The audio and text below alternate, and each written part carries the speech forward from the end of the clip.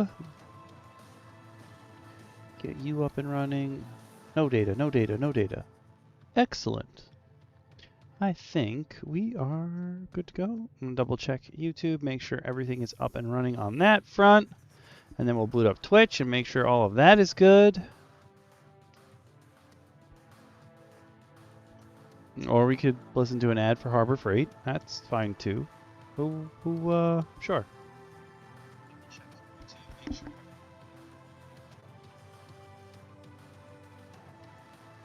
YouTube's all good to go. That means it's time for Twitch. So give me 1 second. We'll boot up Twitch.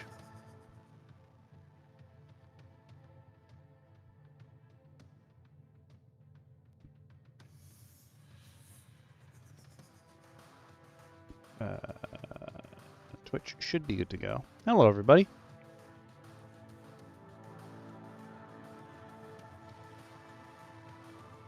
Yep, I think we're good to go on Twitch as well. Sounds good to me. Sounds good to me. Put this on chat only. Boink, boink, boink. Oh, you know what we're going to do, though? We're going to do the thing that we did last time. No, we're not going to, actually. I have the mod icon, so we should be good to go. Pop in commands, make sure everything's up and running. Commands. Looks pretty good. Looks pretty good. We're here a little earlier than 8 o'clock. I would say this is like the usual time I would get on to do testing.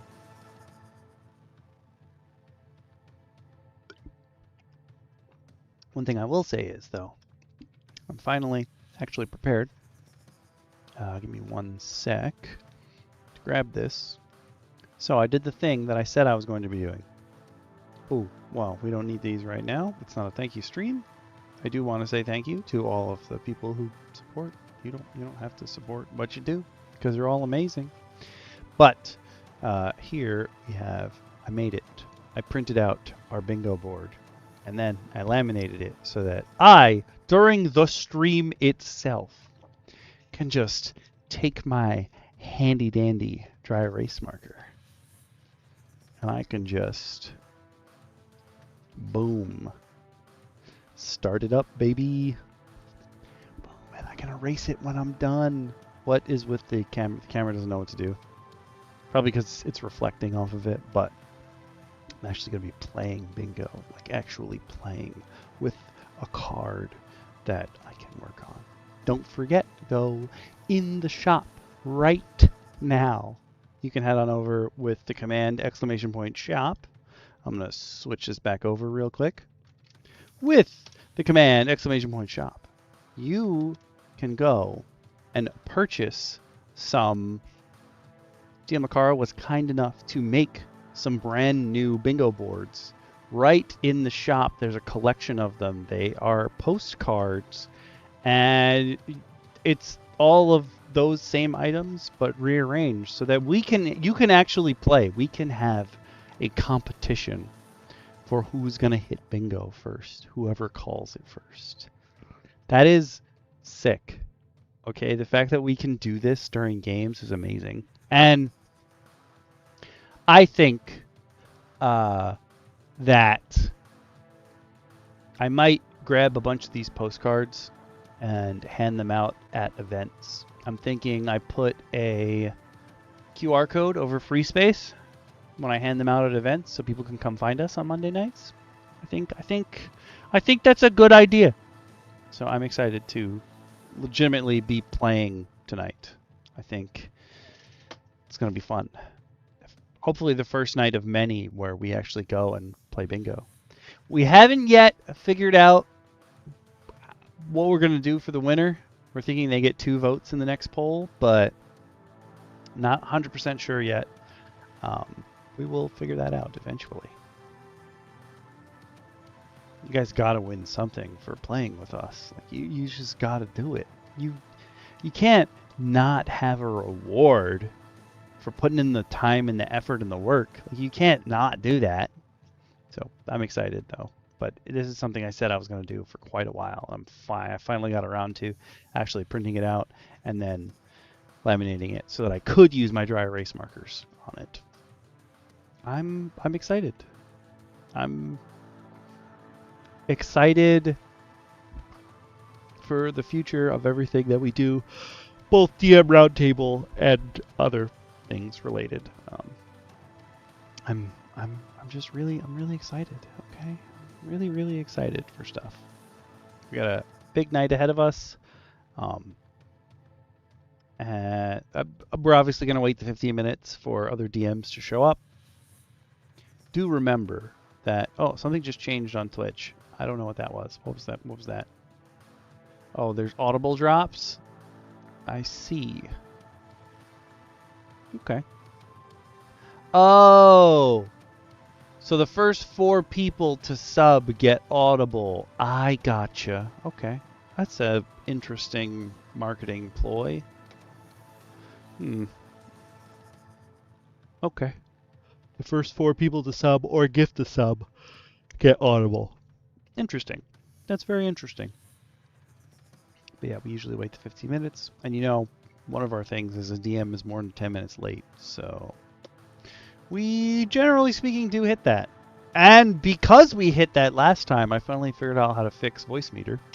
So I can have our background music, which if it's ever too loud or too quiet, please do let me know. I can edit it. I have a knob that's set for the jukebox's volume on my Stream Deck. So super easy for me. Just let me know. To me, it sounds pretty good right now.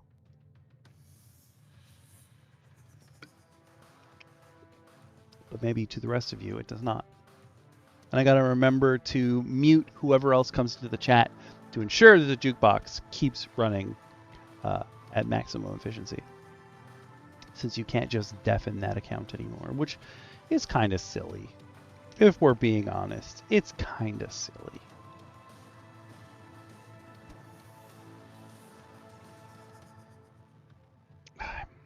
I'm really excited for this. I've been watching a lot more.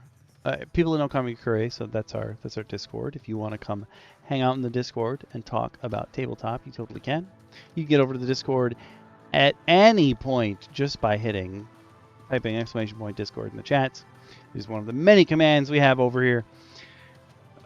People have been sharing a lot of stuff, and I do see now. Someone had told me a while back. They were like, hey, what you should do during the streams is have way more things just sliding across the screen and what have you. And I was like, for videos, that is pretty easily doable. For streams, that's going to be a little harder.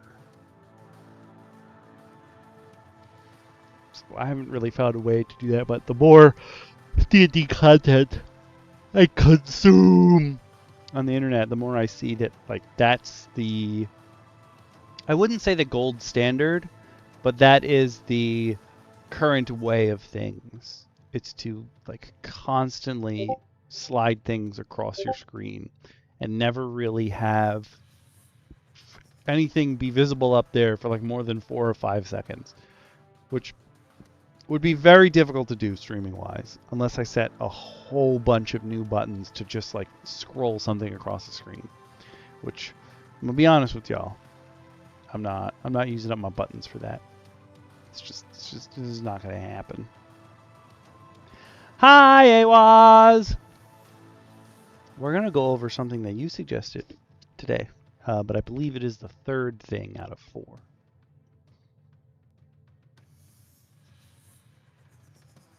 Oh, wait a minute. Yeah. 3rd thing out of 4? Or are there 5 things? Hold on. Yeah, 3rd thing out of 4. Okay. Oh, I put too many songs in here. Interesting.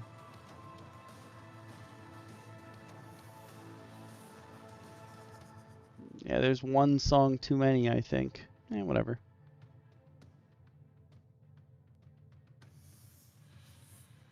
To what? A who? Excuse me? I think grind my crank is the wrong one, but we shall see. You know what? We can find out.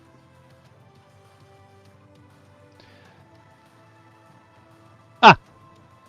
I was like, what? Why are you small? Don't be small. Hold on. Grind my... Now I can't spell. Oh.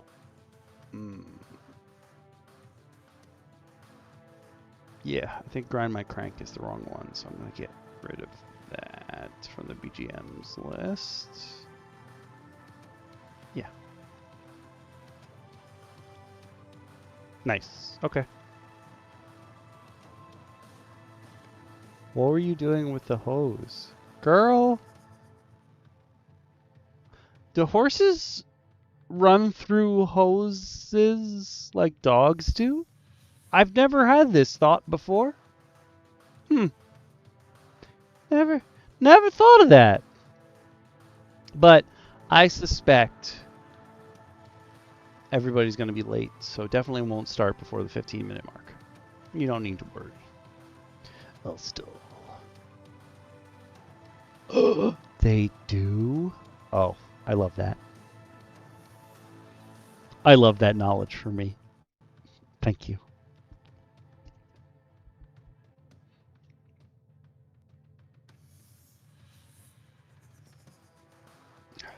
I was originally going to go in order, like in my bookmarks. I already have a bunch of groups ready for like particular episodes. And I was like, you know what? Maybe I won't. We'll use that Ratatosk. And I wanted to use Jimothy.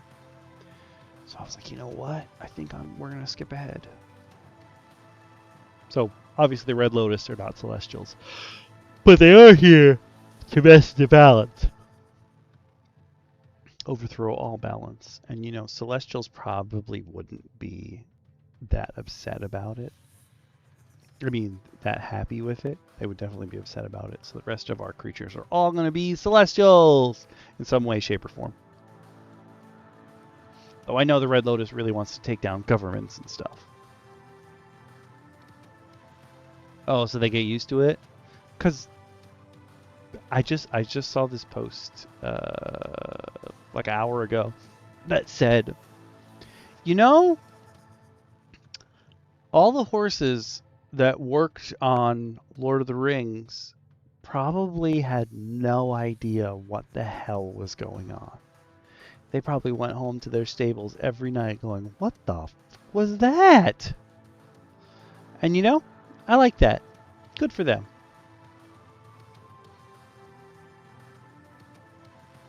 Don't worry, you may hear me sniffing a lot.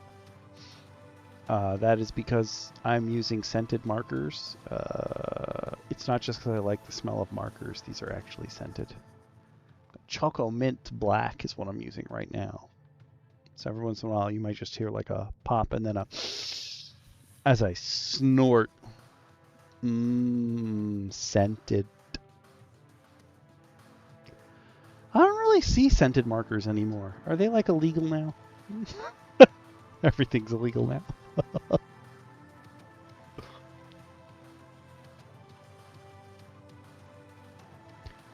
Oh.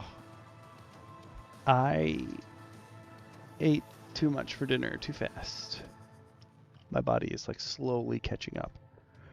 I'm pretty sure the stromboli was supposed to be for multiple people, but I ate the whole thing.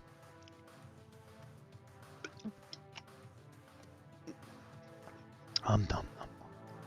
It was good though. I am.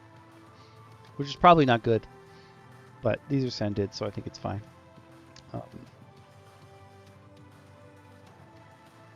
Or is it? Nobody knows. Let's see. The black one's Choco Mint.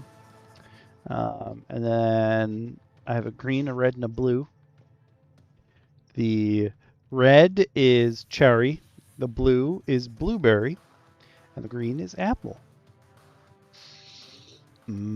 Apple.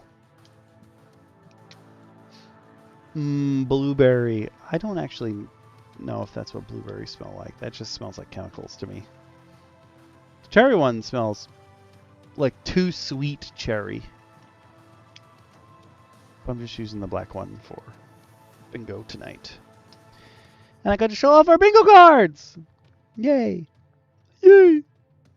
Ooh, I may ask the streams at the end. We do have to have a roll-off to determine the next stream's topic on the list. And then we'll make the new poll.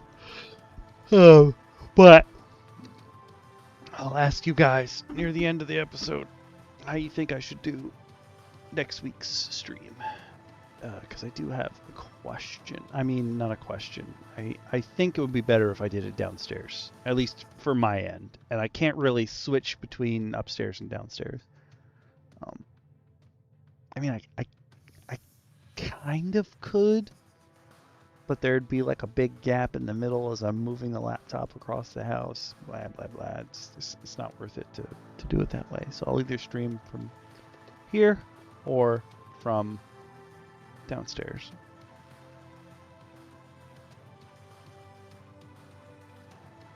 It's also so weird to not have the thank you stream to be at the end of the month, since this month was a freak occurrence where the polls got decided and then there were 3 people immediately who were like, yo, let's play. I was oh shit, yes please.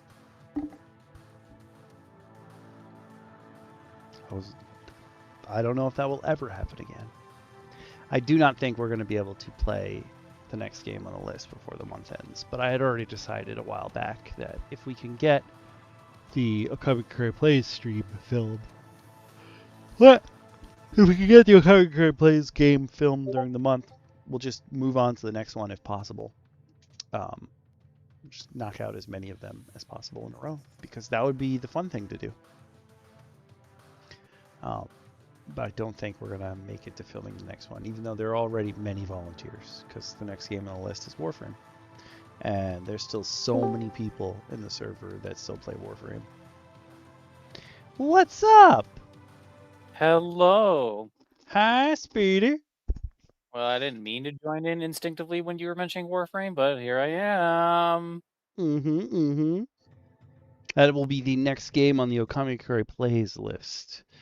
Since we finished this month early, since it happened to be the thank you stream choice, and everyone was ready the moment the polls ended, I was like, oh, this has never happened before.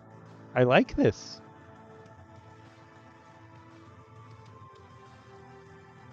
I like this a lot. Yeah, listen, Warframe is a game. Wait, do you play Warframe as well? I do, yeah. I literally just started playing again like a few days ago. Oh, hell yeah. I'm a seasoned veteran. Now, I had a thought experiment that I wish to ponder with you while we wait for the other DMs, Okami. Okay. If you had to subscribe yourself to an aesthetic that best suits you, what would it be?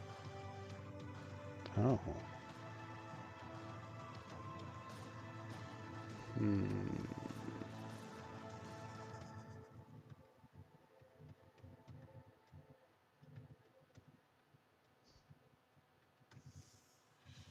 I was about to say, did my mic cut out? Because I got scared for a second. I don't know if it counts as an aesthetic, but mine is just comfortable. Explain. Like, I'm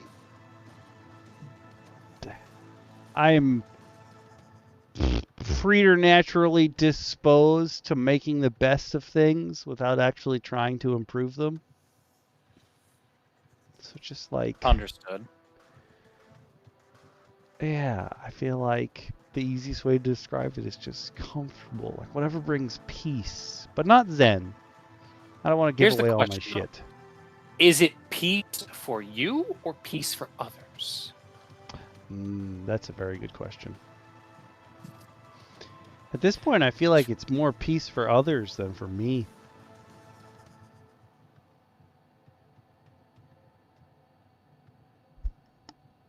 I was having this discussion with a friend of mine that I was hanging out with on Saturday. And she and I were laughing because we have like very different alternate aesthetics we like to subscribe to, if that makes sense to you. Yeah. For both of us, we have the yeehaw aesthetic, as you know. Mm-hmm. The Western aesthetic. While her alternate aesthetic is like knights. Ooh. And for me, my alternate aesthetic that I personally subscribe to is dark academia or gothic. Dark academia. Because listen, I used to be one of those people who like hated reading, hated school, and now that I'm like I've leveled up in life, I have grown wizened to a degree, and I'm slowly appreciating the fact of like just like a dark think like did you ever watch like this is just an example, like Vampire Diaries? I did not, but I know of it. Son of a. So basically the Vampire Brothers have a really old, like, Gothic Victorian house interior. Where it's just like dark woods, candles, chandeliers, books everywhere, shit, stuff like that. Oh, I gotcha. And I don't know, I just fuck with that. And like when I started playing Warhammer again, like Space Marine 2, just seeing the stone, the cathedrals, the Gothic architecture with all the candles everywhere, it's just like, yes. Oh. Because it was just funny, because I'm like, listen, we all joked that I'm like the yeehaw man of the group, but literally if I could throw myself into that and be given magic or some BS, I'd be like 1000% that. One, I like it for the looks and the feel. The other one, I'm like, I would actually live it if I got the chance. Okay. You feel me? Mm-hmm. Like, don't get me wrong. Right now, if I'm like, oh yeah, you get a chance to be a cowboy, I'm like, yeah, I'll try it. I like the style, the lifestyle. You know what I mean? Yeah. Work hard, a lot of reward. You know what I mean? But if I was to be suddenly being like, oh yeah, you can just go to like being under like, I don't know, like a vampire tutor. A vampire. Yeah, I'd be like, that lack of a better term, but I was like, yeah, I'd fuck with that. You feel, dog? I think in Negima there's one of the girls in the first series is a vampire and like she doesn't age, but for some reason in the sequel series she looks like an adult now. I was like, well, I don't understand, but I'm also not gonna worry about that for this timeline. But she is like a tutor/teacher in the sequel series, and she's the first person I thought of. Listen, here's what's really funny, because I was really struggling with what to get myself for my big 3-0, right? And I'm literally in the process of talking with the guy who I don't know if I ever got to show you my wand that I have. I just like altered one of his like designs ever so slightly to suit my own taste. And now I'm actually in the process of talking to a full custom job.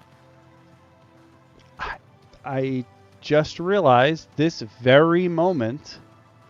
You realize what I was talking about? No, that there's an Etsy market, I'm sure, for custom wands, and I had not thought of that until just now. Yeah, I'm talking with the guy on Etsy about my custom wand. Because here's what's really funny, because I was showing my friend about it, and I love the way he built his. It literally feels effortless in my hand. Because I didn't even realize how well he balanced the damn thing. Yeah. Oh. It gets literally, balance point is in the middle of the handle. So it's beautiful. It handles wonderfully in my hand. You know what I mean? Are you just trying to fill out the bingo card early? Yeah, I feel like he is. Which is funny because I showed the stream already. Making pasta. I have mine. I'm ready. You're ready. I will definitely 100% be marking off Speedy speaks about weapons. And Is the that a DM is more than 10 weapon? minutes late. Is that a weapon? Mm-hmm. You said What? something about the balance being in the middle of the handle. I would say that's whatever it is, it's Yeah. a weapon. And you mentioned vampires already. Yep. I did. Good to know everyone's holding true to their things. Listen, when I ran Speedy Summerween Spectacular, they both looked at me like, "There's going to be a vampire in there, isn't there?" I'm like, "No." They're like, "There's a vampire in there, isn't there?" I'm like, "No." There wasn't there? There was a vampire. There was definitely a vampire in there, Mm-hmm, but it was a good time. You would have engaged in spookums. But yeah, that's honestly like what harkens back to what I was telling you about earlier, like aesthetics wise. Is essentially, I feel as if, correct me if I'm wrong, I can run games where it's like I can run darker games because I have no problem making you feel incredibly uncomfortable in a good way. I also feel like you Preface, spend a a lot good of time with Shin. Listen, there's a difference between spending a lot of time with Shin and embracing the darkness in his own way. Because he's we're both different forms of chaos. That's fair. I feel like Shin is unpredictability. I am just what's the word I'm looking for? Shin is narrative brilliance. Things happen that even my twisted mind has not anticipated. That owl thing the last time we played Cardina, that was not on my personal bingo card. That's literally some bullshit I would pull, and I'm like, I love, yes, me wants more. There will eventually be more, I'm sure, but not before Seedlings. Seedlings will hope. I don't know if it's going to come out before the end of the month, but I'm hoping it does. Won't say anything in case you haven't seen the entire stream yet. I'm only halfway through. Oh my god. All the good stuff happens at the end. Let's just say it's a very DM Roundtable ending. It really, the whole thing was very DM Roundtable. I'm going to do the thing that I keep saying that I'm going to do. I'm just going to use the uptime command to figure out when I'm supposed to put in cards and other things. No, I think it boiled down to, hey, someone had a really good idea. What if I did this? Yep. And it still worked, just in its own way. So, now that you're here, Lacara. Have horseshoes and hand grenades and all that. I think we can get started by taking a peek at the Red Lotus. The what? The Red Lotus. That almost came out like Steve Bloom, and now I'm angry at myself. A little bit angry at myself.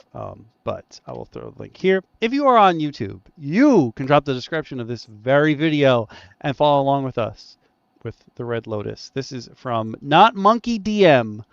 This is from Death Monkey.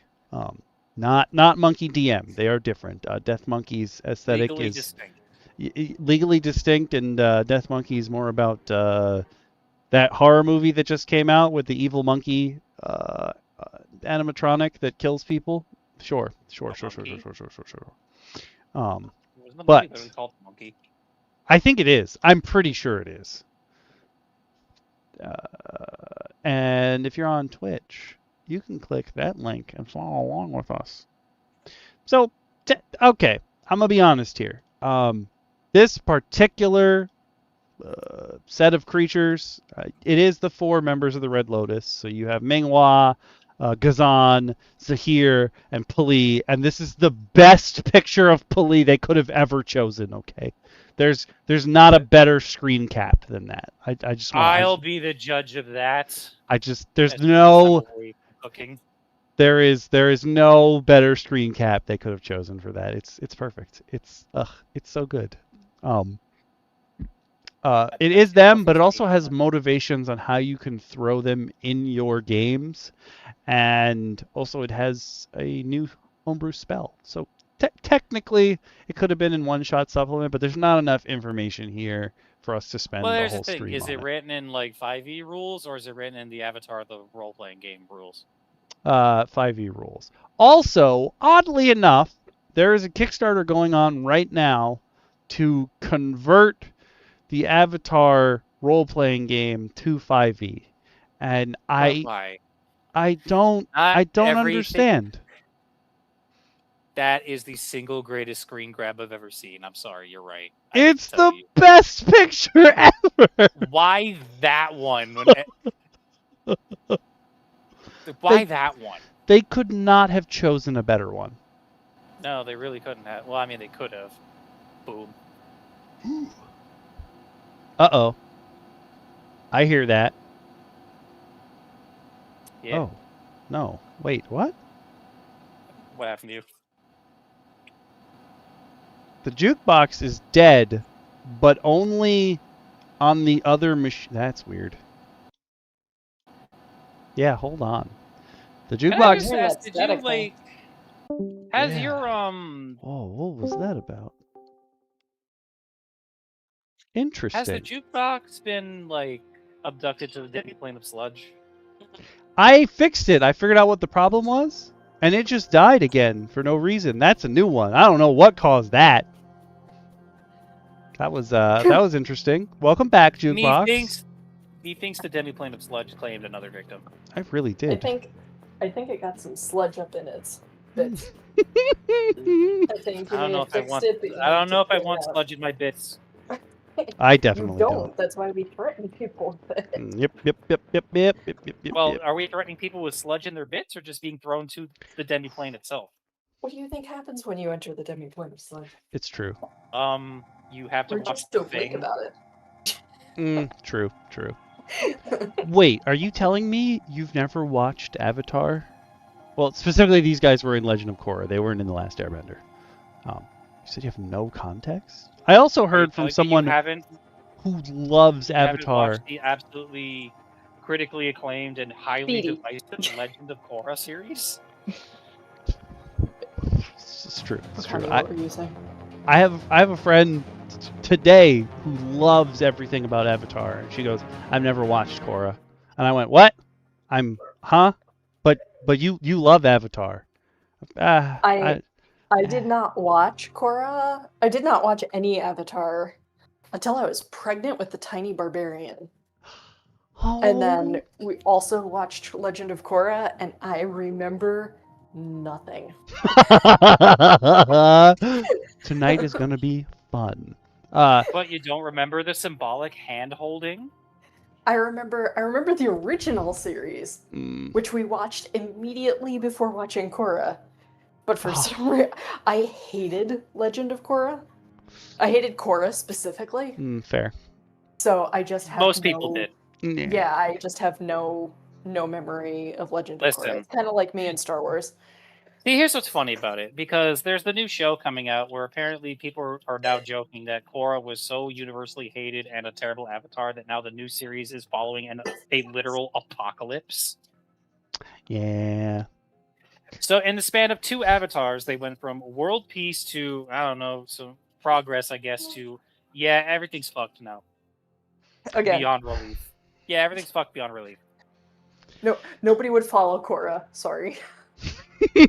Yeah, I did watch the new movie though, and honestly, no one had every right. No one had every right to be as shredded as they were in the new movie, but you know what? We appreciate it. Of course, that's what you remember, Awaz. Of course. What does Awaz remember? That Bolin was dating. Well, okay, not really a throuple. The twins are a boy and a girl. It's just the boy is always with the girl. Yeah, it's not Castlevania. The only it's getting serious. The only context you need to know for why this is the greatest screen grab ever is that Pali is a special kind of firebender. She's a combustion bender. She uses her mind to shoot firebending. Yeah. It's super sick. What, And Sophie? for some reason, Yes, sweetie. everybody online right now is bringing up Yang Chen, and I think it's because in the new movie there are sky bison, which No. I feel like I'm not spoiling anyone. You know that there are sky bison in the universe. If you watch Korra, yeah, you know there's Sky Bison. There's sky bison, so I feel like I'm not spoiling you. But everyone keeps posting like, did you know Yang Chen's sky bison got killed by one of the first combustion benders? And I'm like, I don't know why you guys, like, of all the things in the Avatar universe, like, why is this what you're really dwelling on?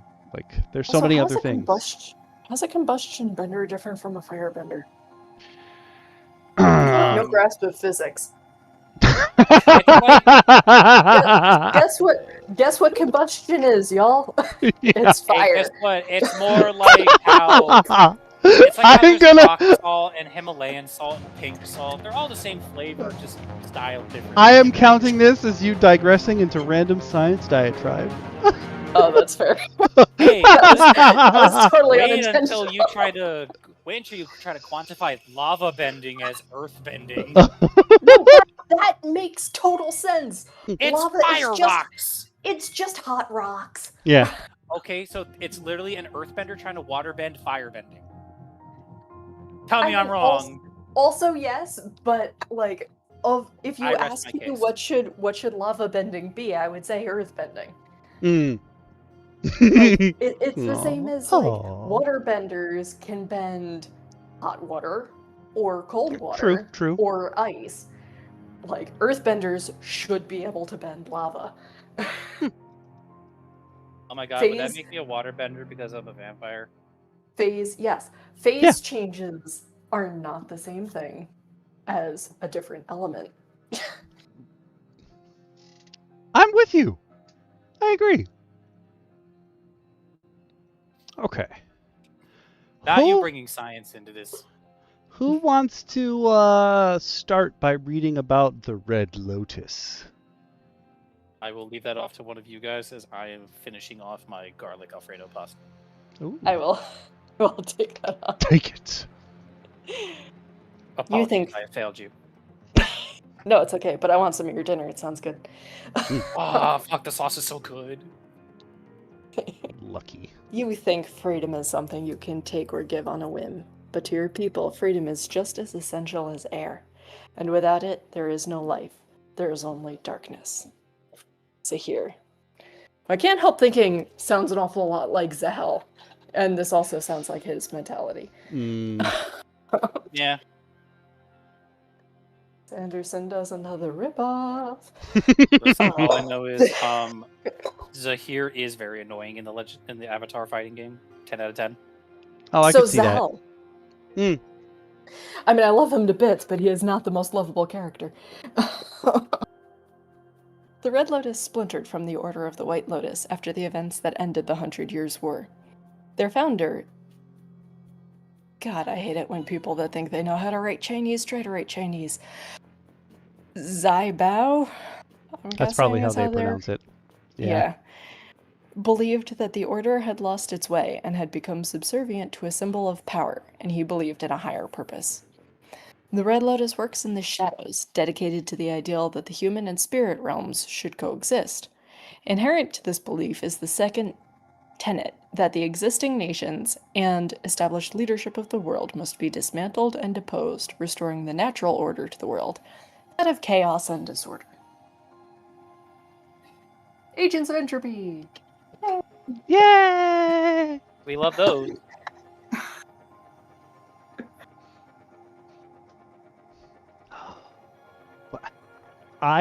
Where's my parsley? I just feel like you should also tell us about the harmonic convergence, just for reasons. Like that this should be in the texture.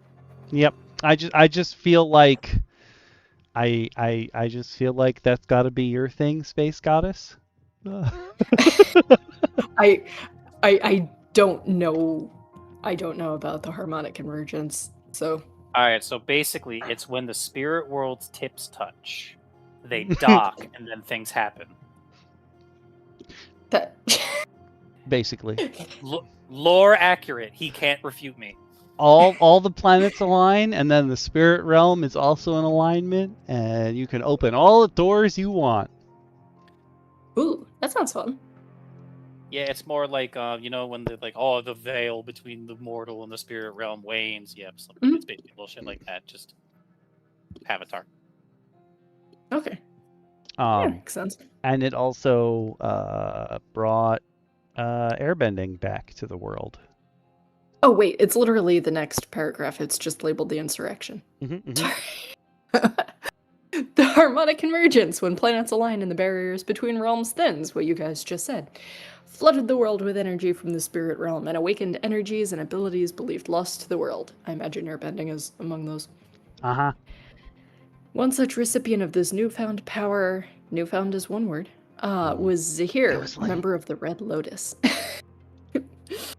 That gives us both me quibbling over grammar and it was late.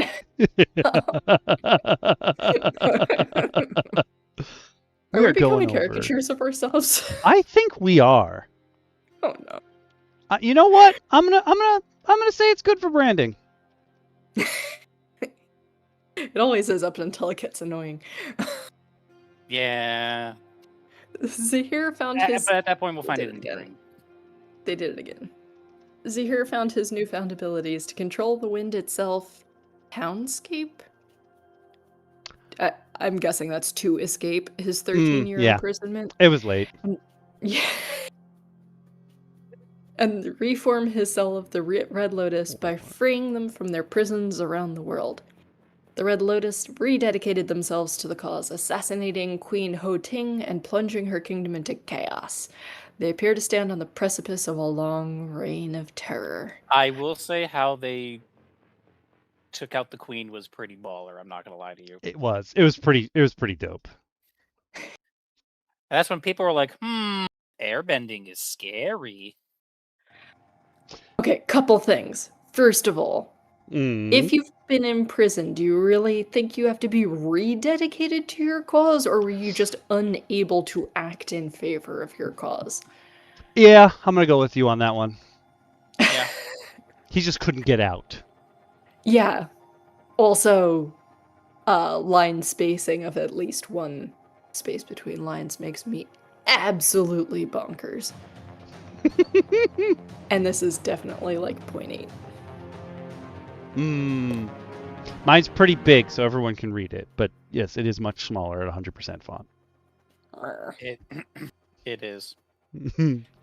I mean, even zooming in, it doesn't really help. It just makes it slightly blurry, and it hurts me. And why is there math in the back of this fucking document? Ah, yes. Incredible. Is there math? There's like an equation in the back. Symbols. I'm sure it's... No, I don't think that's the symbols from Avatar. I don't know what that background is. They are not at all. Interesting. It is some kind of mathematical magical equation. Mathemagical? There we go. There's the word I'm looking for. Mathemagical. So, using the Red Lotus in your that's game. a partial derivative. I'm scared. Some of it's backwards. I'm assuming we have we don't have a slot on the bingo board for math specifically. Only science. Cater to our strengths. What did you just say to us, Awas?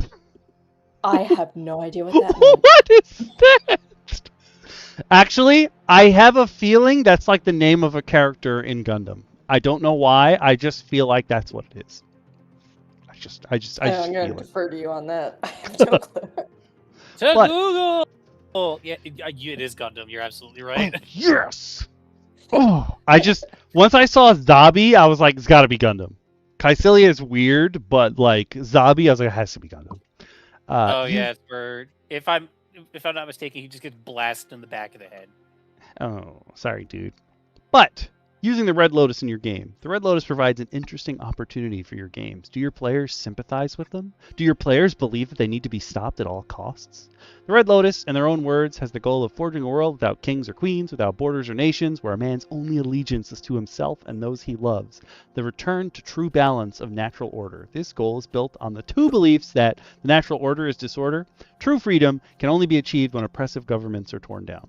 I will say, since some of you haven't seen Korra, that in addition to these 2 points where they do want to take down all the world governments so that people can just live and be free, their other goal is to kill the Avatar because there shouldn't be any kind of balance.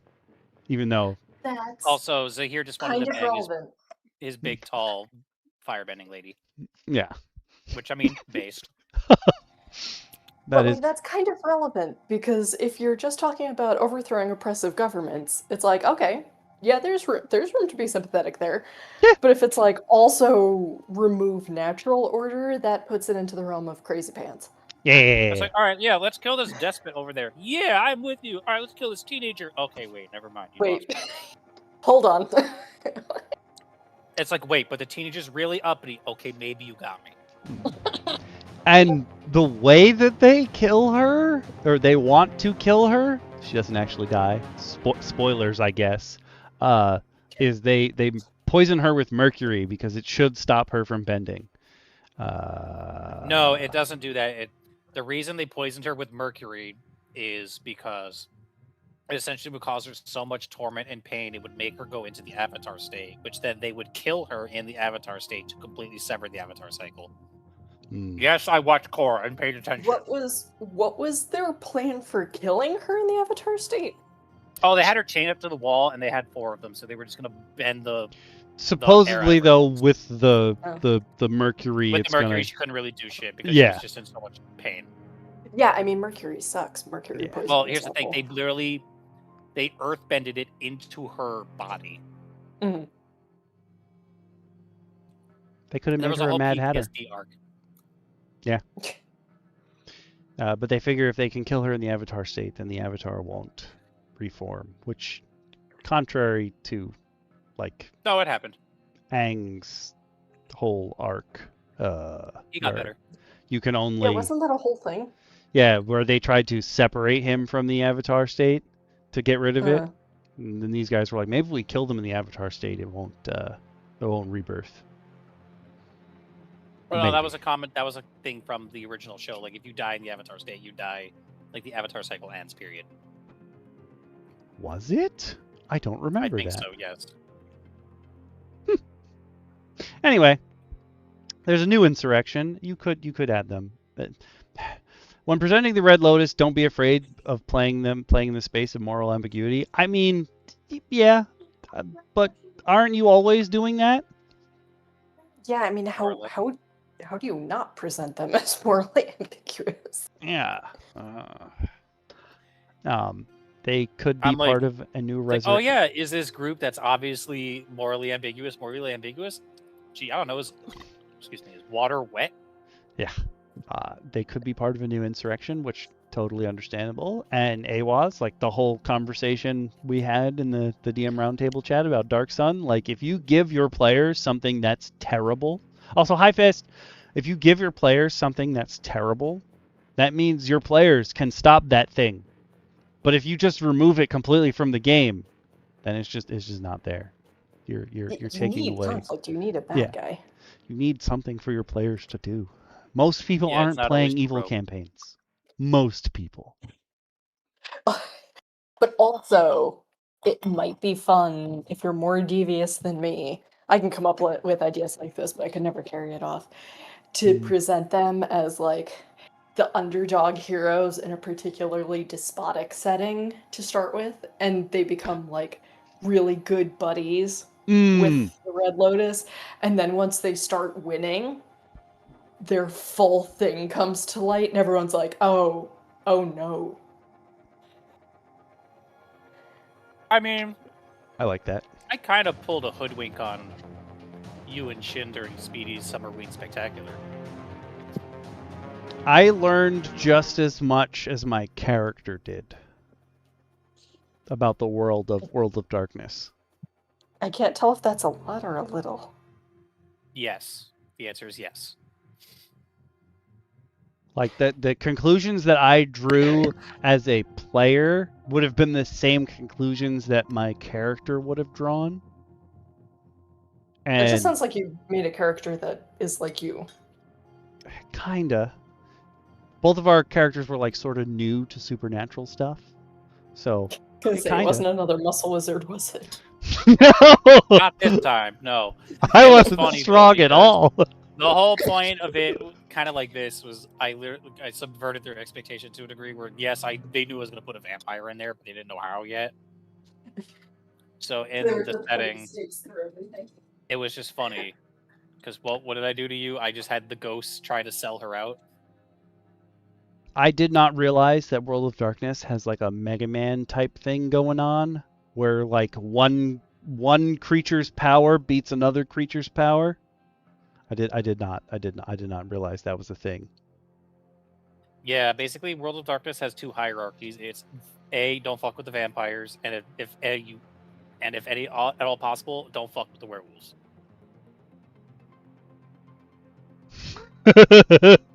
You know it. Hey, Waz, you've been here long enough to know that.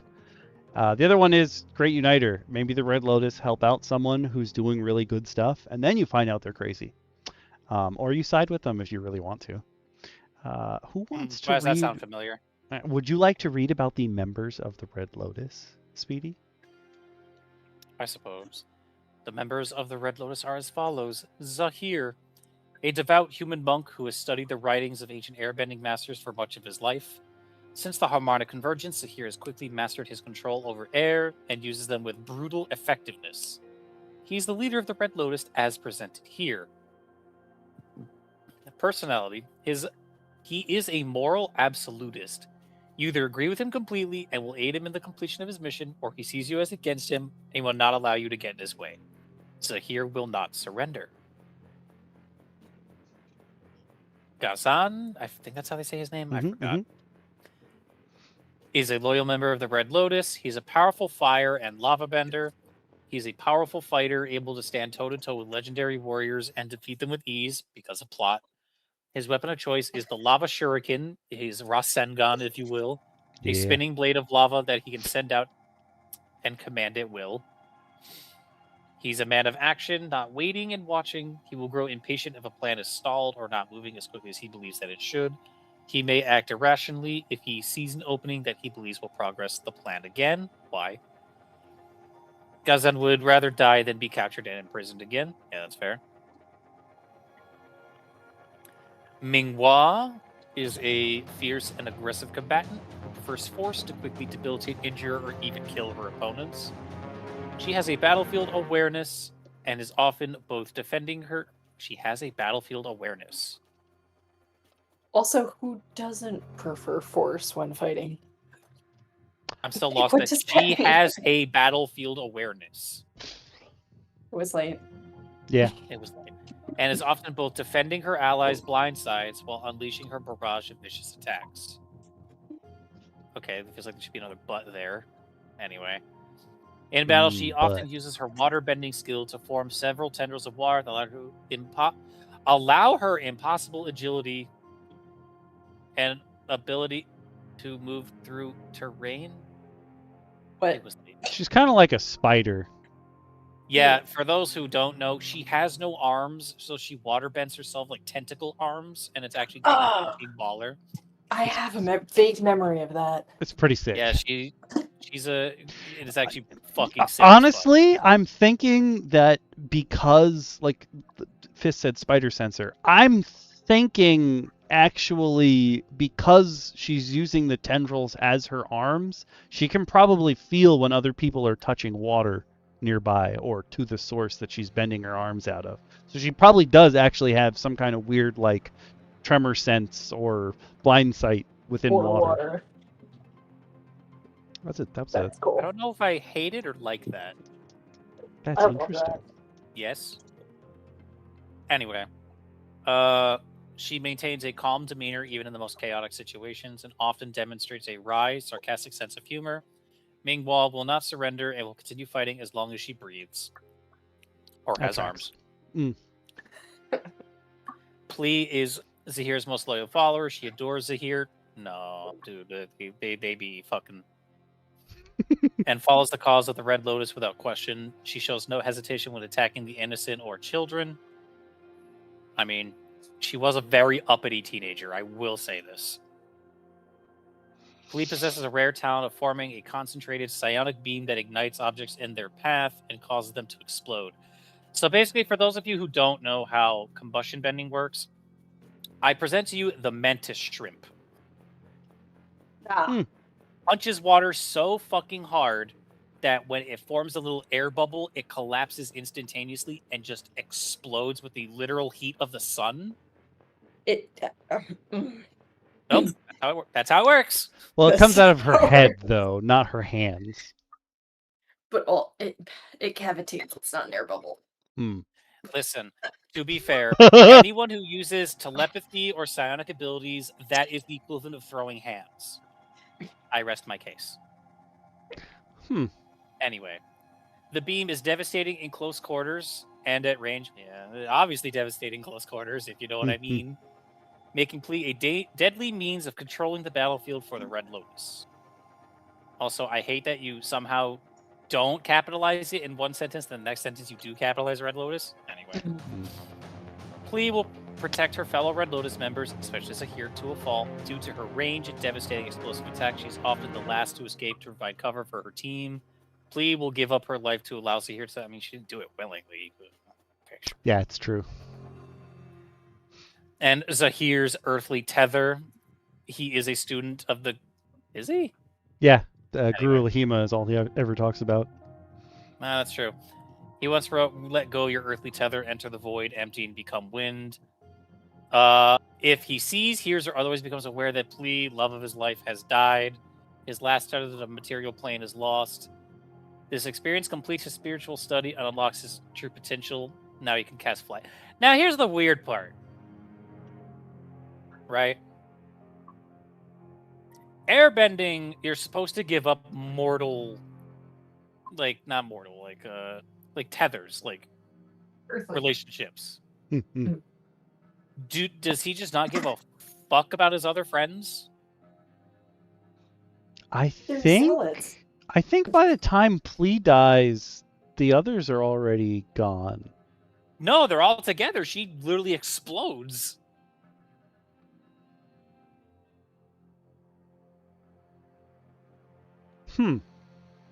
Because remember, he was able to fly at the point that they put the mercury in her. That was literally a last-minute thing. I know she dies up on the big rock, but I don't remember Minghua and Gazan being there, because they die in the cave with the mercury. Yeah, hold on. I just watched that the other day. Sorry, spoilers. Looking it up right now. Yeah, we're not. I feel like a 20-year-old show. Yeah. God, I feel they both old. lose in the cave because Gazan is like, "Well, you're not taking me," and they electrocute Minghua. I think she's the last of the four left. Well, besides him. Yeah, I mean, they weren't there. Yeah, I guess you're right. No, I think they got blown off the mountain already, and she was literally just the last one on top of the mountain trying to escape. You got the same thing in your recommended? For some reason, my recommended is all Korra right now, and I don't know why. I was like, yeah, well, okay. It's listening to our conversation. It's true. It's true. Who wants to take Zahir's stat block? Well, you're the leader of our group, so it's only fair. Okay, I'll take Zahir. Medium humanoid. Human, chaotic neutral. AC of 17. That's pretty high for basically a monk. He's a monk, yeah. I mean, that makes sense to me. Hit points, 82, 11d8 plus 33. Speed, 50 feet. He is fast. Strength 14, Dex 19, Con 16, Int 11, Wisdom 16, Charisma 17. He's very fast and very good at talking to people. Saving throws, Dex, and Con. He has a... I figured his history skill would be better just because he's obsessed with Guru Lahima, but +3 ain't bad, I guess. He speaks common and undercommon. That is an interesting I like how choice. he's better at stealth than he is history. Yeah. The acrobatics makes sense. Yeah. He's flying around. He's not good at all history. He's just good at the history related things. That's true. That's true. I mean, he's also going off of, He's got a hyperfixation. Yeah. well, he does have a hyperfixation on people that can't really teach him. That's why his history's only 3, because he's only going off what he's read, not what he's, experienced. He's got as abilities avoidance. If he's subjected to an effect that allows him to make saving throw, take only half damage. He takes no damage, and only half damage if he fails to save. And then he's got innate spellcasting. His spellcasting ability is Wisdom, and he can cast Gust, Featherfall, Gust of Wind, Warding Wind, Wind Wall, and Investiture of Wind. And he can do Step of the Wind. He can get even faster. So you have 100 speed. Fantastic. And his actions. Multi-attack. He makes 4 unarmed strikes, or he does Steel Breath. His unarmed strike is +7 to hit. I would have expected them to increase his range, just because he's an airbender. But nope, just 5 feet. He's going to punch you real hard, but 4 times. Do you expect people to make sense here? Yeah. And then his other ability, Steel Breath. Uses airbending power to pull the air from the lungs of a creature he can see within 30 feet of him. The creature must make a DC 14 con save or begin suffocating. The rules for suffocating mean this person is never going to die. Okay? You can't really suffocate someone in combat and have them actually die. He can use his bonus action on subsequent turns to remove 1d4 minutes of breath from the target as if concentrating on a spell. Okay, now he can kill people. Otherwise, you would just... you're never going to make it out of combat. You'd have to begin suffocating, and essentially your character can't move while you're being suffocated because he's literally fucking your lungs over. If he uses his action and his bonus action on that same turn, there's a chance he drops you instantly. Because I think holding your breath is 1 minute plus con. So technically, especially if Constitution is your dump stat, if he gets a 4 on that minutes of air removed, you might go down. He's got Deflect Missiles in response to being hit by a ranged weapon attack. So here deflects the missile. If the damage he takes from the attack is reduced... No, not if. I skipped a step. The damage he takes is reduced by 1d10 plus 15. That is a lot. If the damage is reduced to 0, he catches the missile if it's small enough. It doesn't say he throws it back, though. I would give him the ability to throw it back. He could throw it back. Yeah. Yeah, I would not make him weaker than your average monk. Yeah. He's so strong. Look at him. Look at him. He's about to airbend on you. Look at him. He's about to airbend on you. Who wants to take Fist's favorite, Gazan? Sure. Yeah. Alright. Medium humanoid, chaotic neutral. AC 14, hit points 105, beefy boy. Oh. That's speed Earthbender 30. for you. Yeah. Mm. I would have expected a higher con for an earthbender. I would have as well. Wisdom's up there. Charisma's not. He has no skills? Damn. Sorry, bro. Yeah, this does not make sense. I do like damage resistance fire, though. Which, okay. He should be immune. Yeah. Technically, I will tell you during the show, when someone lava bends back at him, every single time he goes, whoa! So I can tell you he's definitely not immune to fire. Yeah, he's not immune to it. He's just slightly resistant to his own heat. Also, his passive perception sucks. Oh, bro. Listen, there's a reason he's just like the cannon fodder of the 4. I feel I would give him blind sight or tremor sense, one or the other. I think he needs one of those. I don't think he ever learned that. Oh, Like, poor boy. isn't passive perception like 10 plus your wisdom or something? Yeah, but I think being reckless knocks that down a few pegs. I guess his wisdom modifier is only 3. Yeah. He has some innate spellcasting. Catapult sounds so disappointed. Catapult, Magic Stone, Mold Earth, Earth Tremor, Erupting Earth, Maximilian's Earthen Grasp, Stone Shape, Stone Skin, and bones of the earth. They literally just Googled which spells have the word earth in them.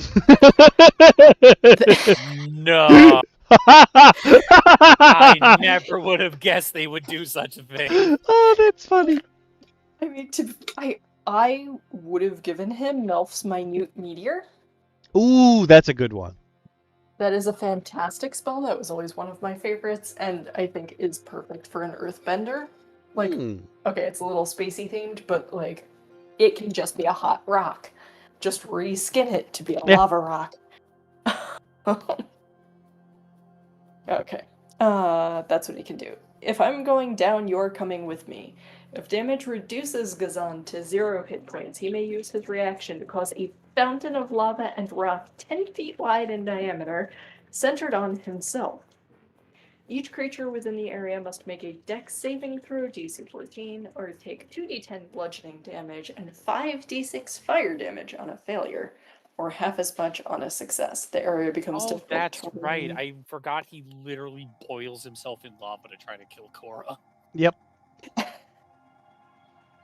The area becomes difficult terrain and remains in its molten form for, it should be 4, 2d10 rounds. It was late. That's lengthy. That's a lot. Creature takes 4d10 fire damage when it enters the lava for the first time on a turn, or ends its turn there. Wow. I feel like that does more damage than anything Zahir does. Well, Zahir has basically he'll move if he rolls well enough. Yeah, other than Steel Breath, which again depends on a con saving throw and a d4 roll. Yeah, but also, given the circumstances, Gazan requires someone to physically walk into a 10-foot wide area. And he has to be knocked unconscious first. Yeah, so he can't just do that. It's the tiniest little space. It's just 2 squares by 2 squares. Everyone can avoid it. Well, unless he does it at a bottleneck. Yeah, he does it at a bottleneck. I was gonna say, like the 10 feet, for how much stuff he's throwing up, I think my explosion is 10 feet from the corpse for my my warlocks of Magura. I feel like that's pretty small. That's just his first feature. He also has 4 different actions. Yeah. Yeah. Like, this is your DPS baddie. Yeah. So he makes 2 unarmed strikes or throws a lava shuriken. Unarmed strike, +5 to hit, reach 5 feet, 1 target, 1d8 plus 2 bludgeoning damage. Okay. Lava shuriken, +5 to hit, range 60 to 40, 2d6 plus 2 slashing damage plus 2d4 fire damage. That's decent. Once thrown, Gazan can use his bonus action on subsequent turns to redirect the lava shuriken up to 30 feet and make another ranged weapon attack against a target from that location. The previous lava shuriken dissipates if he makes a new attack with one from his space. So he can just, like, it's like what is it, lightning lure? That you can more just or less, like keep reassigning as you go. I was thinking, if I were them, the thing I would have stolen from would be the newer Hobgoblin Iron Fan, I think is the ninja one.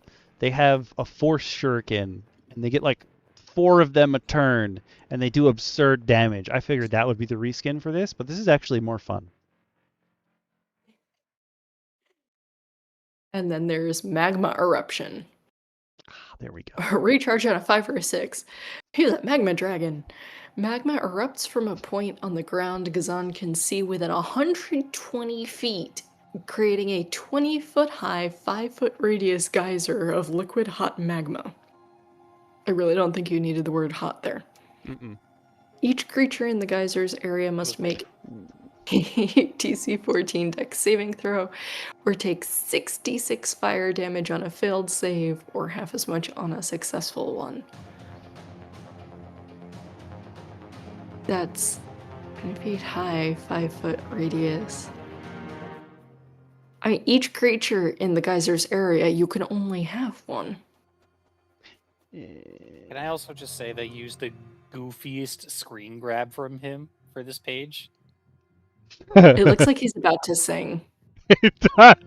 It looks He looks like he's mid-song in his Disney villain art. Yeah, He I was really thinking does. that. Or they just like traced over a Sailor Moon screenshot mid transformation. That's. I mean, if you look at the pages really quickly, there's a here in power pose. There's him in mid Disney song. Then there's incredibly cool art of Minghua, and then there's fucking the hardest image of Plea I've ever seen, and that's what they used for that page. They made up for using the silliest screen grab ever of Plea. That's the goofiest fucking screen grab I've ever seen. They made fun of my mustache. I'm going to get revenge. Wow. I also like that, according to If I'm Going Down, You're Coming With Me, it doesn't say that he dies after it. It just says, like, magma explodes from his body. But it doesn't say he dies. It's implied. It just says it's centered on himself. He's just unconscious in the middle of it. It was late. Like freaking Sleeping Beauty on her little bed. I love sleeping where it's warm. I found the perfect warm spot. Me, me, me, me, me, me, me. What is he, a cat? He might be. Oh my God. That's amazing. Okay, I'll take Minghua. We've got. It has a spell. I don't know if this is a. Icing Death is the white dragon that's up in the north. I don't think Dritz killed Icing Death. I think Dritz has one of his fangs, is one of his swords, was forged down into his sword.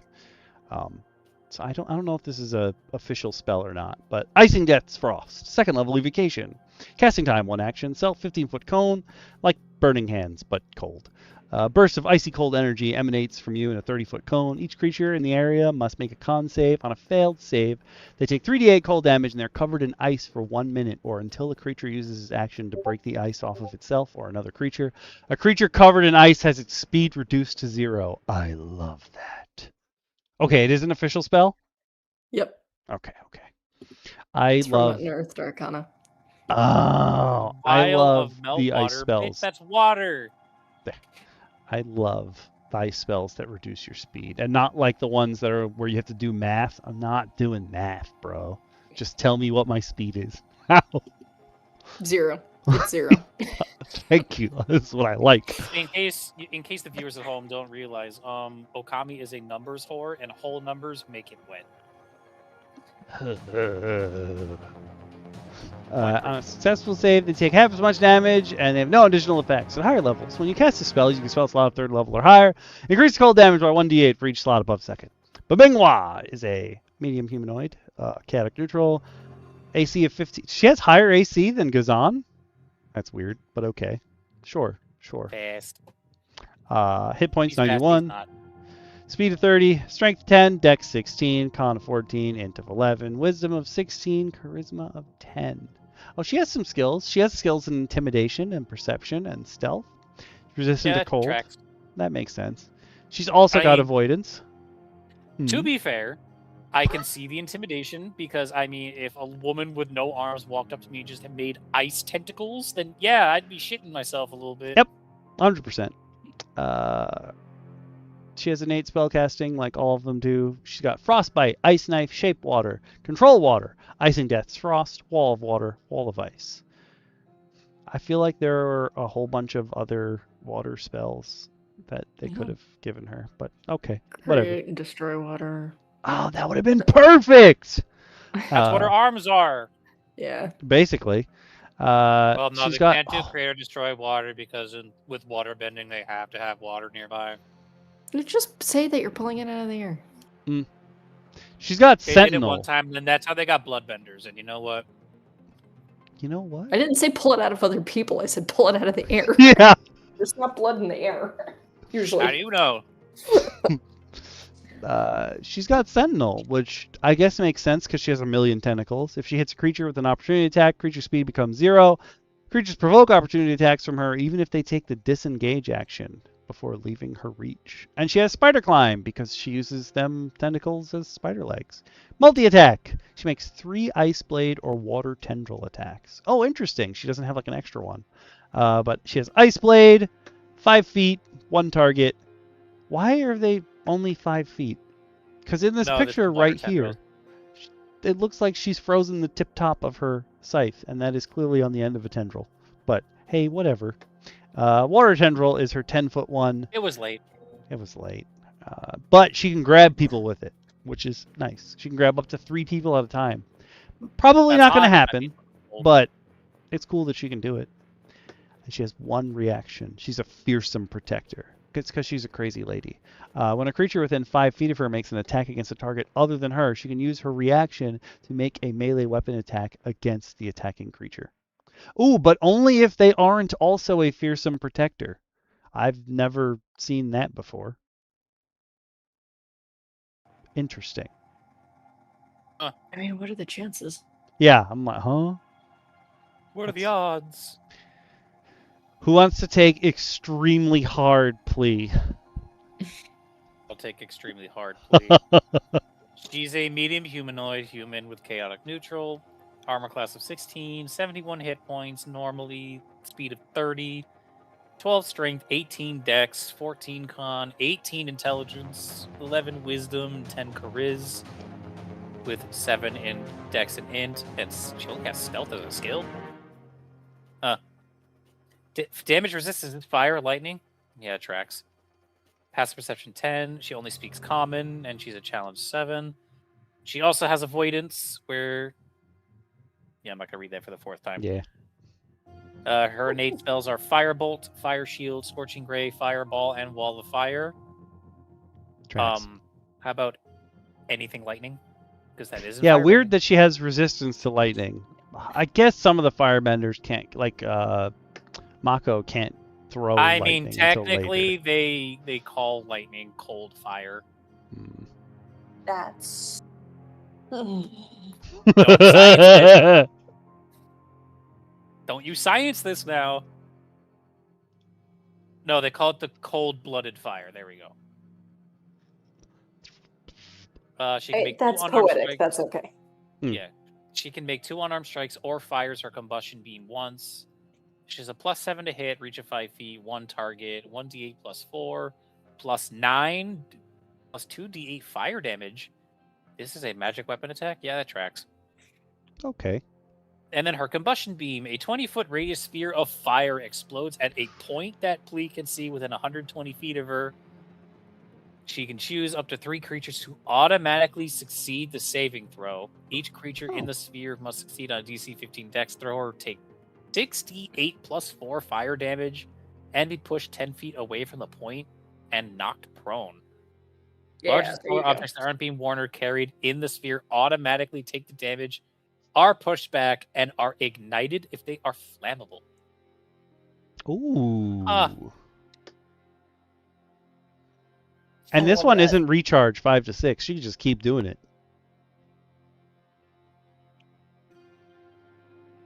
I love that because, like, people don't think about it. They're just like, yeah, that's cool. But that adds so much, especially if you're fighting in a crowded place. Like, your DM can turn that against you so easily. So Oh, it's like, quickly. oh, look, Plea's about to die. Oops, she has a haste potion. Oops, combustion beam.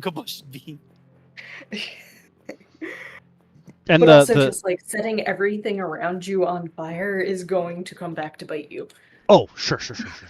And the choosing to not burn people, the corpse explosion that I have, that my warlocks have, when my players were finally seeing it in action, because Bacon won't ever use it because then he can't loot the corpse because it reduces the corpse to ash. So he never uses it. But when we did our one shot and almost everyone had access to it, I was like the first person who did it. they're like, no, you're gonna kill us all. You're just gonna set us all on fire. And I like mimed out him moving his hands to move the fire away from them. And they're like, wait a minute. You can curve the fire away from people you don't want it to burn? And they all just like stare at where Bacon's seat is normally, and they're like, why don't you use this all the time? And he's like, I can't Didn't know loot that was ash. I want the stuff. It's like, the evoker read his character sheet.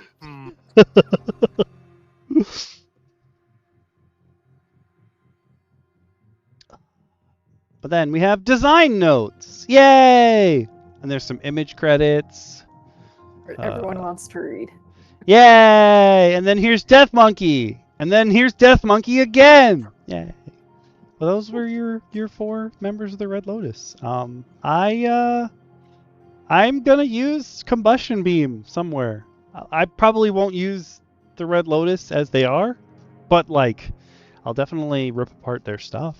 You will use the concept of the Red Lotus. Yeah, like, I'm not saying they're not. They're also not bad. They have some weird like stylistic choices, but these are not Do bad. they now? Are you being ableist because one of them doesn't have arms? I love how Minghua doesn't have arms. Do you need to be canceled, sir? Absolutely terrifying. And for the new series that's coming out, the girl only has 1 leg, and everyone's like, "Oh, she's gonna be the worst bender ever." And I'm like, her leg's made of wood. I mean, her leg's made of stone. She's bending right now. Why would people assume that she was a bad bender just because she was missing a leg? I'm like, because she's the avatar after Korra. She was doomed to fail from the beginning. I will give you spoilers on that front. Korra. Okay, it's really through Korra's no fault of her dead. own. Yeah. I mean, presumably if there's a new avatar. Yeah, she through technically this is actually through no fault of her own. She loses the connection to all previous avatars. By dying. I mean, she was always a failure. Oh, this happened way before she died. Wait, so so she gets to like live out a normal rest of her life? Yep. And then when she reincarnates, the only person that they can connect with is Korra. Oh, what a bad deal. Yeah, that's the deal they got with Korra. Because it was the mercury that literally poisoned the avatar state out of her, essentially. Well, they kill the spirit of light. Except the spirit of light will always come back because it's a spirit. Unlike the moon, which is weird. That doesn't make any sense. That doesn't you had even a make girl in the first season spirit. of the show become the moon. You're asking for a lot there. No. I mean, there's like woo-woo fairy tale sense. Okay? Like, I am not without a sense of the whimsical or mythological, but like having you killed the spirit, but you get to talk. It still comes back. The avatar is still being reincarnated, but you can't talk to the previous. That doesn't even hold internal logic. You're also talking about a show that, in the exact same show that you're rightfully complaining about, someone found a magical purple plant that made it a Gestapo cannon. That's all you need to know. It's true. They would we found a magical plant. Let's make a rail gun out of it. I mean, that just sounds like one of Shin's stories. It really does. Love you. It really does. That screams Shin. Yeah. It truly. Is in Kuvira? Wait, what about Kuvira? That Kuvira's the one who built the fucking giant cannon. She had it commissioned. She's not that smart. She's a very good earthbender and metalbender, but Julie did the thing. Tough. God, I love Julie. Julie did do the thing. Everybody in their life needs a Julie. Who is that? Batar Jr. and Julie, I think, are the ones who built it. Oddly enough, Batar Jr. is one of the brothers of the the icon that I use, the basis for Runa in your campaign, DM Lacara. Mm-hmm. That's one of my brothers. But okay, yeah, I didn't know that until very recently. The voice actress for Kuvira is Zelda Williams. I did not know that until very recently. I was like, wait, what? Excuse me? Mm-hmm. I did not know What? that. I didn't know she acted at all. I was like, that's sick. Damn. All right, y'all. We went from people who are trying to destroy the status quo, who are trying to ruin the avatar, and I figured on the opposite side of that coin, if we want real balance, there's probably going to be some celestials that are upset about this. So everything else we're going to deal with tonight is a celestial, and the first of which we're going to start with is And who Lacara I is think currently foaming at the mouth. everyone here will love. I think you already love him. The first one we're gonna look at tonight. That is very loud. Let me tune that music down. Wow. That was incredibly loud. Is Jimothy? Nope, that's the wrong window. Hold on. There we go. Jimothy, beloved by many. Also from the Yay. Fluffy Folio, who we know and we love. We love the Fluffy Folio. So good. I If you swear are on we're YouTube, not the Fluffy Folio, but we'd be totally down to be the Fluffy Folio. if the Fluffy Folio wants to come on to DM Roundtable and just talk about creatures for come for a whole month, we'll just talk about your stuff. Okay, we love you. You should write to them. I should. I really should. I'm going to bug you about that incessantly until you do it. Okay. Isn't that also where we got the fuzz buzz from? Mm-hmm. Yeah, they're brilliant. And many, I have no many idea who they other are, but they're creatures. great. They're fantastic. The Grey Witnesses, I think, are from the Fluffy Folio as well. Yeah, if you don't write to them, I will. Put it that way. Lacara, what if there was a Fuzzbuzz collectible plushie? How many would you own? I kind of already have one. That's true. It's true. One?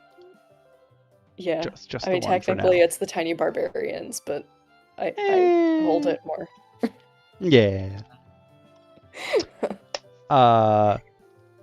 If you are on YouTube, you can drop the description of this. It'll take you to the Instagram post. I just screen grabbed all of them. Most of them I get on my phone, and then I go find the link on desktop. So that link will take you to exactly what we're looking at. I just have screen grabs of it to make it easier to show.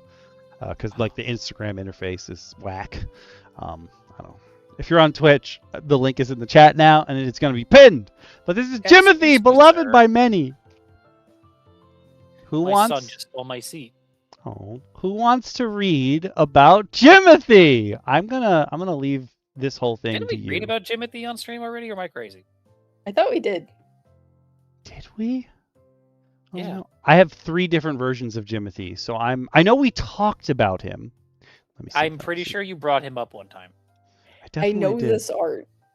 Wasn't he literally, when we talked about the Fuzzbuzz, wasn't he in that stream? Maybe he was. Shoot. I Hold don't know. on. I will figure this out. I don't. If not, I have 2 other versions of Jimothy, so one of them's getting in tonight. Let's see. Did we do this? There's Jimothy, Timothy, and Jomothy. I mean, there's so many other things here we could just click on It's true. instead. No, Oh, I need Lacara. description. I don't know if you got to hear this part. But while he's looking for that. Nope, we only talked about did, him. We didn't go over him. When I did Speedy Summer Wind Spectacular, they tell you I gave AWAS permission to screw with them if they rolled terribly. Oh God. No, I did not. FCPs! That's noise.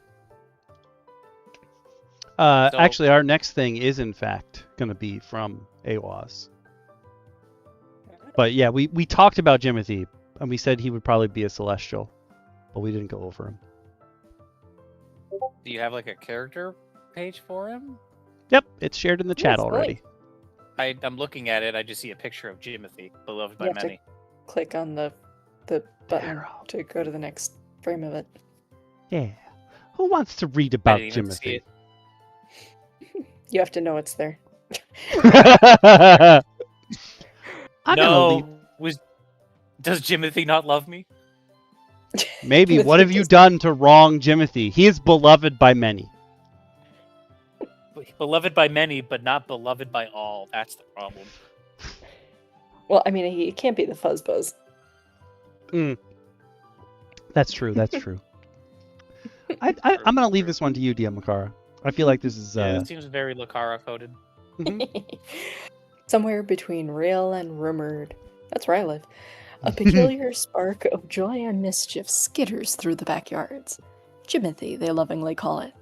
By simply being there, it lifts the hearts of anyone, friend or foe alike, and those who stay close, aware or not, might feel a little tingle, a subtle sensation rising from within, capable of blooming into a glorious surge of whimsy and wonder. Me Celestial, chaotic neutral. AC 12, how dare you even ask what his AC is? 7 Because hit points. there's going to be someone who's going to attempt to attack Jimothy, and that's the entirety of Okami's table. Has speed and climb speed of 40 feet. Oh.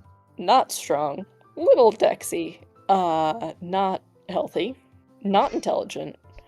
Little wise. Extremely charismatic. That's love. Saving throws, dex and charisma, skills, perception, sleight of hand, and stealth. He has more skills than any of the Red Lotus. Hmm. Dark vision to 60 feet, passive perception Shade of 14. Throne. Can anyone explain to me why passive perception, the passive is not capitalized, but the perception is? It was late. But it was the same thing in the Red Lotus, and it made me crazy. Weird. It was late. That is very weird, actually. Now, yeah, that is quite weird. Understands all languages, but cannot speak. Oh. Shameful. How will we love him? I mean, how will Still he tell love us him. he loves him? That he loves That's us. the I want to problem. make words one day. One day. One day. Special treats. Built different. Jimothy has advantage on saving throws. Oh, That's funny. That's actually funny. what a Keen cutie senses. patootie. Advantage on perception checks that rely on hearing, sight, or smell. No, we definitely went over this because I remember rejuvenation. Rejuvenation. If it dies, Jimothy returns to life in 1d4 days and regains all its hit points. Only a wish spell can prevent this trait from functioning. Why would you put that in the character? Now someone's gonna go out of their way to get a wish spell to fuck this small creature over, and I'm very upset. Weird and wonderful. If a creature starts its turn within 10 feet of Jimothy, it gains 2 hit points. Further, each such creature can use its bonus action to spend all its temporary hit points and trigger a random magical effect by rolling on the Wild Magic Surge table. Yes. Shin is not allowed to have Jimothy. Shin Oh my cannot have God. Jimothy. I need Jimothy. I figured it out. In the chat, when D&D Beyond released their Jimothy, I shared all the other Jimothys. We didn't go over them Alright, on the hear me stream, out. though. Hear me out. Jimothy riding along a entire cloud of fuzzbuzz, all of them gaining temporary hit points, Mhm. and rolling on the wild magic table Yep. as a swarm. Yep. I love it. That's fantastic. And he can bite. He does 1 piercing damage. I'm trying to think of the Fluffy Folio, that swarm of like weird Studio Ghibli mini yokai things. They all just hang out with Jimothy, and each of them wild magic surge. He is one of them. He just wandered away from the crowd. Oh, what a good boy! Oh, He's like, I could do this to more people. We don't all have to go around in a crowd. Oh my God, he's the socially awkward part of the crowd. Oh, I love this. I love everything I'm about going to write Jimothy's story. Jimothy, your future is on the way. Okay, the next one is a suggestion from Awaz, and it is from a... I think you said... What did I put in there? But we did figure out what book they're from. This is an actual D&D creature that existed way back in the day. From 2nd edition! Awaz sent me this guy. I don't have a link to the book. I'm going to assume that the book is somewhere on the Internet Archive. But what I said I was going to do is, of the pictures that I have, I'm going to share them in the Discord. So, if you guys don't know how to get to our Discord, you totally can get there super easily by putting !Discord in the chat. Honestly, in any of the chats. Either of the chats. I'm going to make words one day. You will never find a more wretched hive of scum and villainy in the galaxy. That is also 100% true. But we're going to take a look at the Ratatosk. Not the Ratatosker, the Ratatosk. Ratatosker, barely even know her. Is it this one? What are you called? Boom. There we go. They are... Oh, that was fun. Did it? Interesting. It stays fully, even though it's not supposed to be full. Okay, cool. I'm gonna accept that. That's not a. That's fine. Everything's fine. Don't worry about it. But this is the Ratatosk. Look at him. Look at him. Look at him. He has a really they made his face really long, and it sort of makes me uncomfortable. Mm-hmm. But I It's feel like also reminding me of something. There was a rodent from a book called like Ratatosk or something, wasn't there?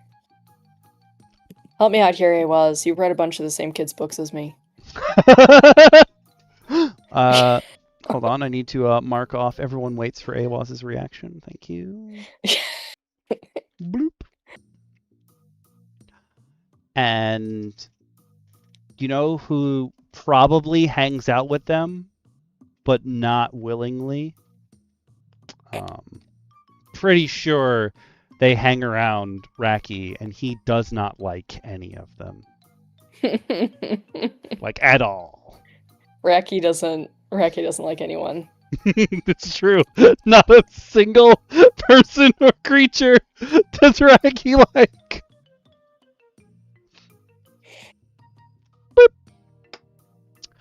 So, Ratatosk, their climate and terrain.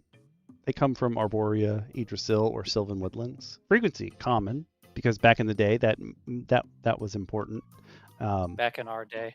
Yeah. Back in, like, Clubs' day, I guess. Even though he's clubs like that. He's not that much older than us, but he played when he was younger, so I'm gonna give him this one. Activity cycle. I've never seen them mark whether something was nocturnal or diurnal. That's interesting to me. Their diet, they're omnivores. Intelligence, low to average, 5 to 10. Treasure, B and Q. Standards is my question. Yeah. And their alignment is chaotic good, which after we read about them, you're going to be like, are you sure about that? But number appearing, 46. Their AC is 6. Movement is 9.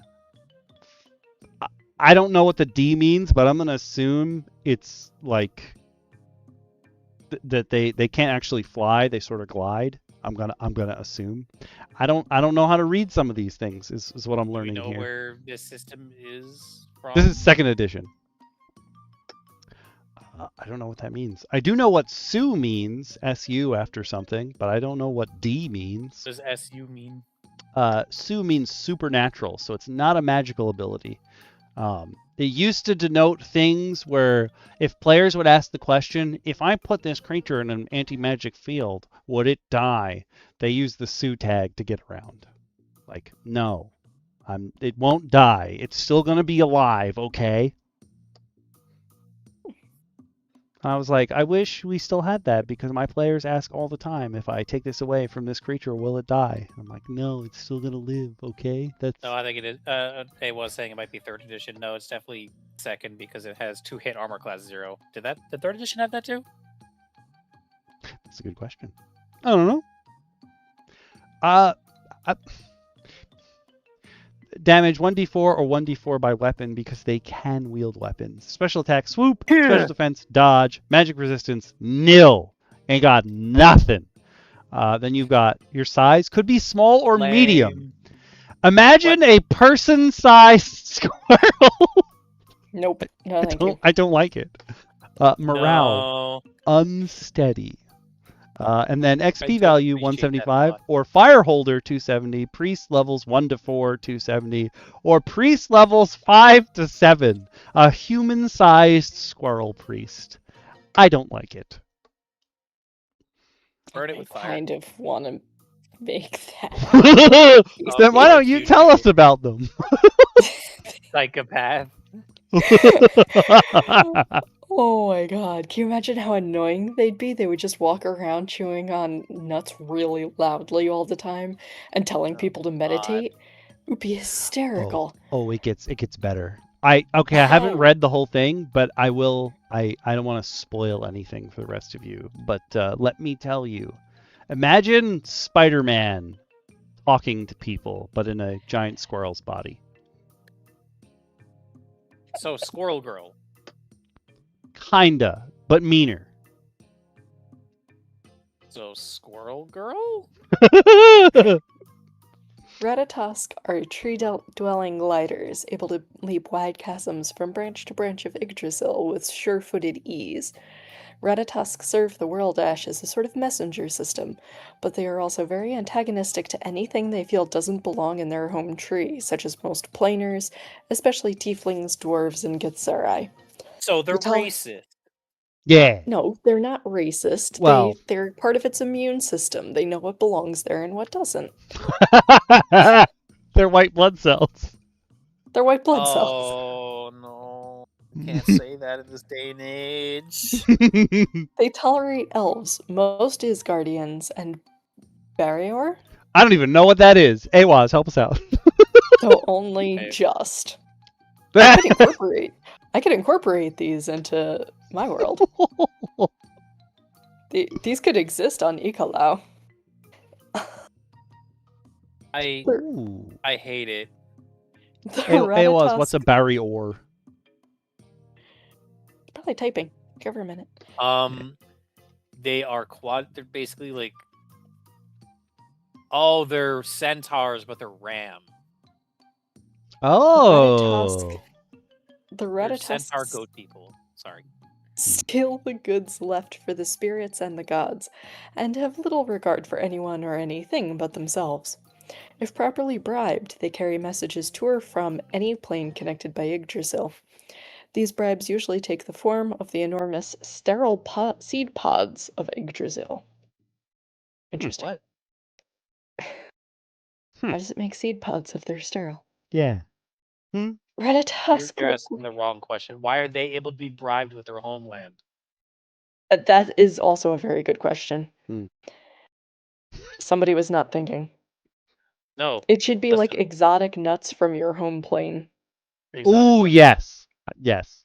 100%.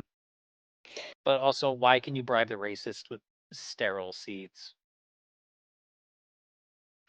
It's very weird. Ratatosk look like humanoid flying squirrels with furry membranes between their arms and legs and a large flattened tail that they use to direct their gliding. What are they, sugar gliders? Basically. Yeah, they said humanoid flying squirrels. Also, was bad. Get the horny bat. You're right. They wear no clothing other than harnesses for gear and protective hats. Is that what? Little spiky? Yeah, I'm like, is that like a bandana? I thought that was a bandana with like pins in it. Is it interesting? Did you think he had a silky? Basically. Their fur is thick enough to keep them comfortable in all but the coldest winter freezes. They're scampering up and down the world tree in the middle of cosmic nothing. I imagine they can probably take care of themselves. Yeah. Their color varies from black to gray, black to gray to brown to red. Why not just say they're normal squirrel colors? Yeah. Though each pack has almost entirely was the same late. coloring. Their tails are uniformly darker than the rest of their fur, usually matching the bark of the nearest trees. I thought these things live in Yggdrasil. That's only one kind of tree. It is just one tree. Yeah. Ratatosk speak their own language, the language of birds and the Asgardian common tongue. Oh my god, that's hard to read. Combat? Yep. Ratatosk are panicky fighters, more willing to attack en masse than risk single combat. They are careless of their own lives, but they lash out violently when their children are threatened.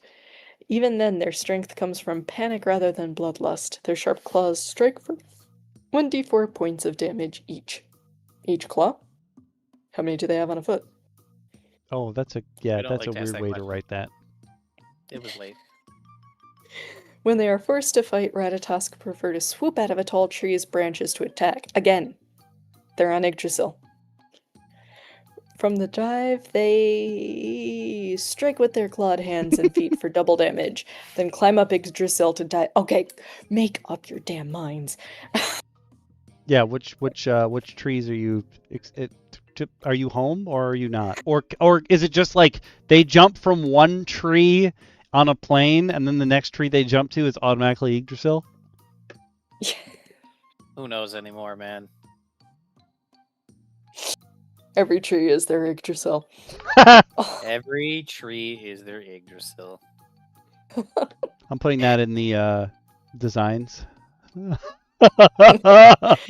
Oh no, I don't think that should be in the designs. I think what was it, woo woo fairy tale logic or something. That's a good one too. That should be one. All Ratatosk are excellent cursors. Just what I look for in a rodent. Their insults act as a taunt spell on any opponent who fails a saving throw versus spell.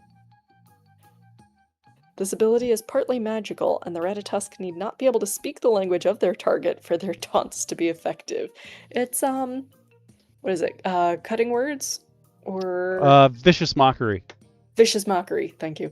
Is this where Vicious Mockery came from, Awaz? It sounds like it. Yeah. However, only creatures of low intelligence or greater are affected. You gotta be smart enough to understand you're being insulted. What?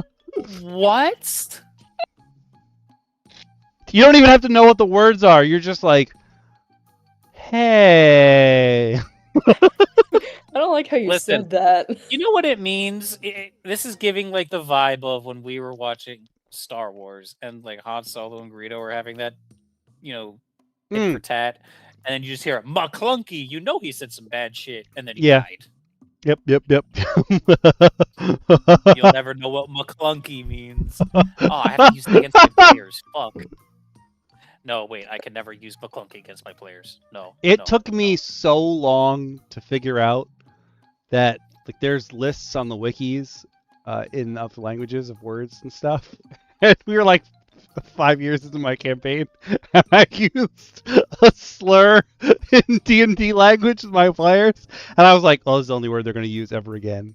And they didn't. I don't understand. I was like, "That's how learning a new language works. You learn the slur first, and that's all you know." Yeah. I never understood that there were so many kids that would do that when we were in school that were like, oh, like here, like teach me how to curse in Chinese or whatever. And I'm like, why? Learn how to order food first, damn it. Listen, they're learning the essentials. There is nothing more essential than how to order food. It's true. There's nothing more essential than learning how to ask, how do I get food? how do I find a place to shit, a place to sleep, and how to curse you out? That's what you need to know.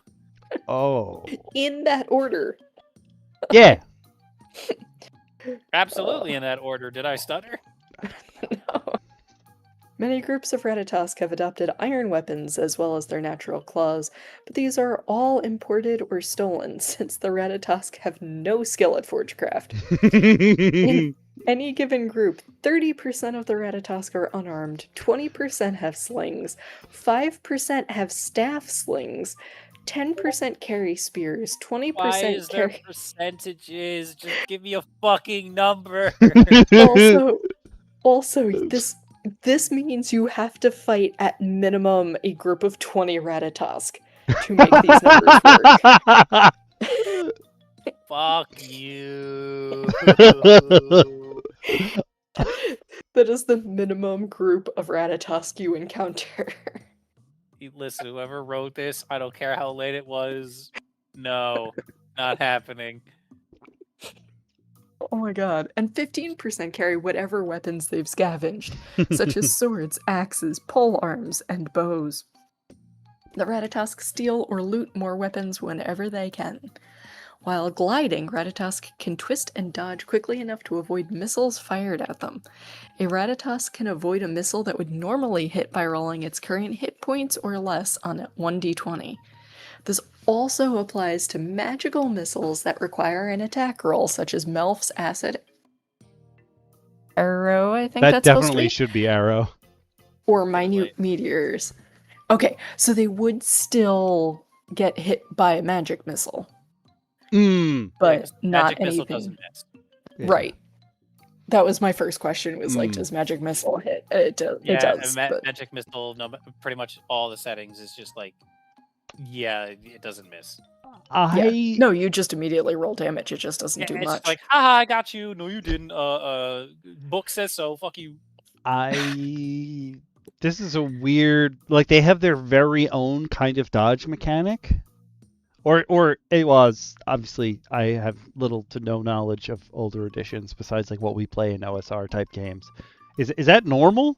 Like avoiding something by rolling less than your current hit points? They might be like weird proto monks. I've never seen that before. However, I do like the idea of you trying to like you shoot a whole bunch of projectiles up at a swarm of Ratatosk, and all of them are insulting you with like, I did a barrel roll, bitch! I did a barrel roll, bitch! Just like pounding your brain with psychic damage. Listen, I would love to give something like this to my players in my campaign, but I don't need a massacre on my hands. You need to make a group of these things that have become vampires. Can you imagine something more horrifying than some of the art that Awaz just sent us of those things, where those front fangs are fangs? I can think of something slightly more terrifying.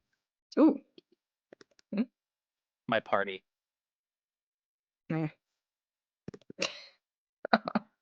Three very well, I can't say three. One of them has a decent head on his shoulders. Two of them who are slightly impulsive with laser swords and magical powers. Who will come to rue the day that they find out their actions have consequences. One day. Because I have one of them who constantly wants to fight everything, and then I have another one who constantly is gambling, and the other one just pulling a disappointed dad face. Does someone else want to take Habitat in Society? I will, if you don't want to. Or Speedy. I hate that we live in a society. I'm sharing the most egregious examples of Ratatosk in the Discord.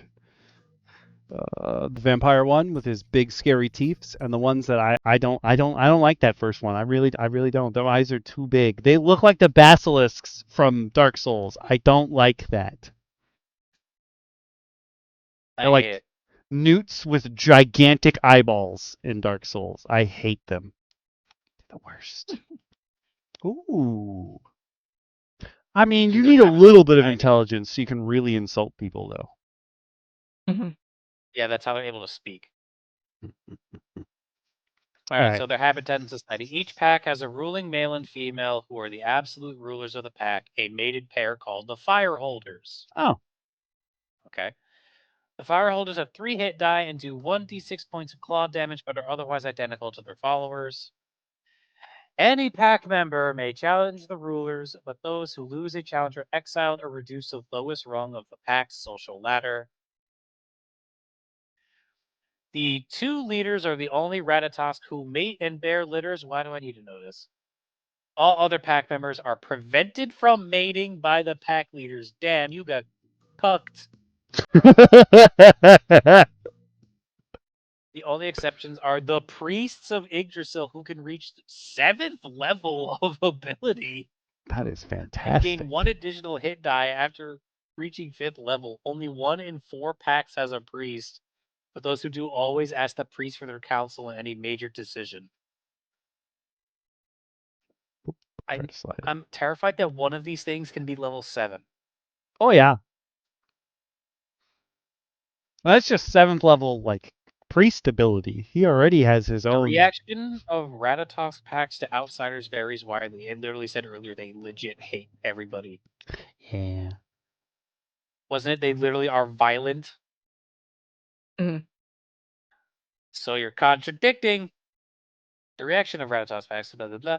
Some packs are tricksters. Others are very solemn. Their personalities dependent on their leaders. All the Ratatosk strive to be like their pack leaders, all their followers, imitating their habits and behavior. Okay, wait. Are Ratatosk like a cult? Kinda. Sounds like it. Some pack leaders imitate powerful creatures that they meet, admire, and then adopt. And then the poor adoptive parent is followed around for weeks or months. They would fall. Listen, imagine they like your party leader and literally just got like 12 5-foot squirrels just be like imitating you for like 2 months. I mean, at least they're good at stealth. They're not going to give you up. Like, That's true. I mean, realistically, the only thing you could do with that situation is you just have a group of hype men. Yes. Yes. Yes. 100%. Yes. Ratatosk use fire sparingly, and use only a single fire pot held by the 2 leaders. Most food is eaten cold, and fire is used for light at night and for heat in the winter. They fear the effects of fire on Yggdrasil. No shit. You live on a goddamn tree. And discourage others who use it. For them, burning Yggdrasil's wood is a sacred act, and others who casually toss a few logs on the fire often wake up to find their mounts are loose, their food is scattered, and their tent has collapsed around them. When the young males reach their full growth, they are thrown out of the pack and must survive on their own. They must steal brides away from an established pack to start their own group. What? Those that fail must join as lesser members with little status, never to become leaders. Young females are never thrown out of the pack and are protected by all members of the pack who know that she is the target of raiders. They're not going to be in 5.5e. That's how so many animals work. Like, that's not unusual at all. I know, but it's just weird thinking about these 5-foot squirrels doing this to themselves. That's throwing me off. I'm like, yeah, if it was like, oh, look, it's a tiny squirrel over there doing it. Oh, look, they're getting uppity with spears. All right, cool. I can see that. It's adorable. But when it's 5 feet tall and you just have him sulking over to you, I got kicked out by my dad. No, you have to help him gain power. Oh, Jesus. And then you have to go to some other tribe and steal him a boothang. Like, no, that's not how this works. Someone else take this. My head is hurting now. Yggdrasil itself is the god of all Ratatosk, and they fight to the death to protect her. In their eyes, Yggdrasil is a female tree. Oh, okay. I mean, you said it makes seed pods. Yeah. Somebody did. Well, they're not very smart. They don't understand how reproduction works. The Well, legends of two the of rabbit. them are allowed to bang. Also true. They just keep them from the birds and the bees. They think it's the trees and the squirrels. The Legend of the Ratatosk. Ratatosk say that they were hatched from a huge nut at the top of the tree. And that they are therefore both the children and the chosen, the protectors of Yggdrasil. It's useless to argue this point with the creatures. No story of Nidhogg or the eagles of Yggdrasil will convince them that the tree doesn't love them best, and arguments about their origins can quickly lead to bloodshed. Whether Yggdrasil wants them to protect her doesn't seem to be a question that occurs to them. I just imagined a group of them following around Yggdrasil, and by following around, I mean they just stand still and like T-pose for a really, really long time. I mean, yeah, I can see it. The Ratatosk can't seem to decide on where they like to live. A few packs of Ratatosk are wanderers, nomads that range Yggdrasil from roots to crown. Each night they weave tree nests from branches and leaves as a way to avoid unwanted guests. The nests are built to just hold their weight so that heavier creatures cannot reach them. When cold weather threatens, these Ratatosk often migrate to Arborea for its mild winters. Most of them live in small lairs gnawed out of the wood of the world ash or other impressively gigantic trees.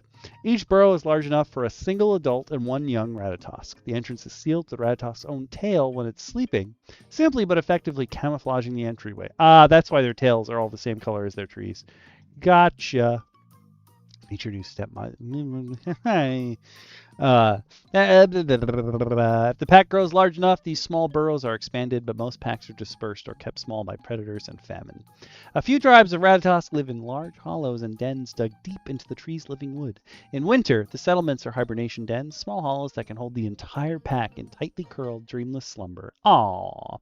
Nearby, the Ratatosk always hoard winter food in dozens of specially prepared nut storage caches. That makes sense. They love riddles and sometimes tease and taunt Yggdrasil's travelers with them until the squirrel folk get an answer. Oh, the resident bard's going to love them.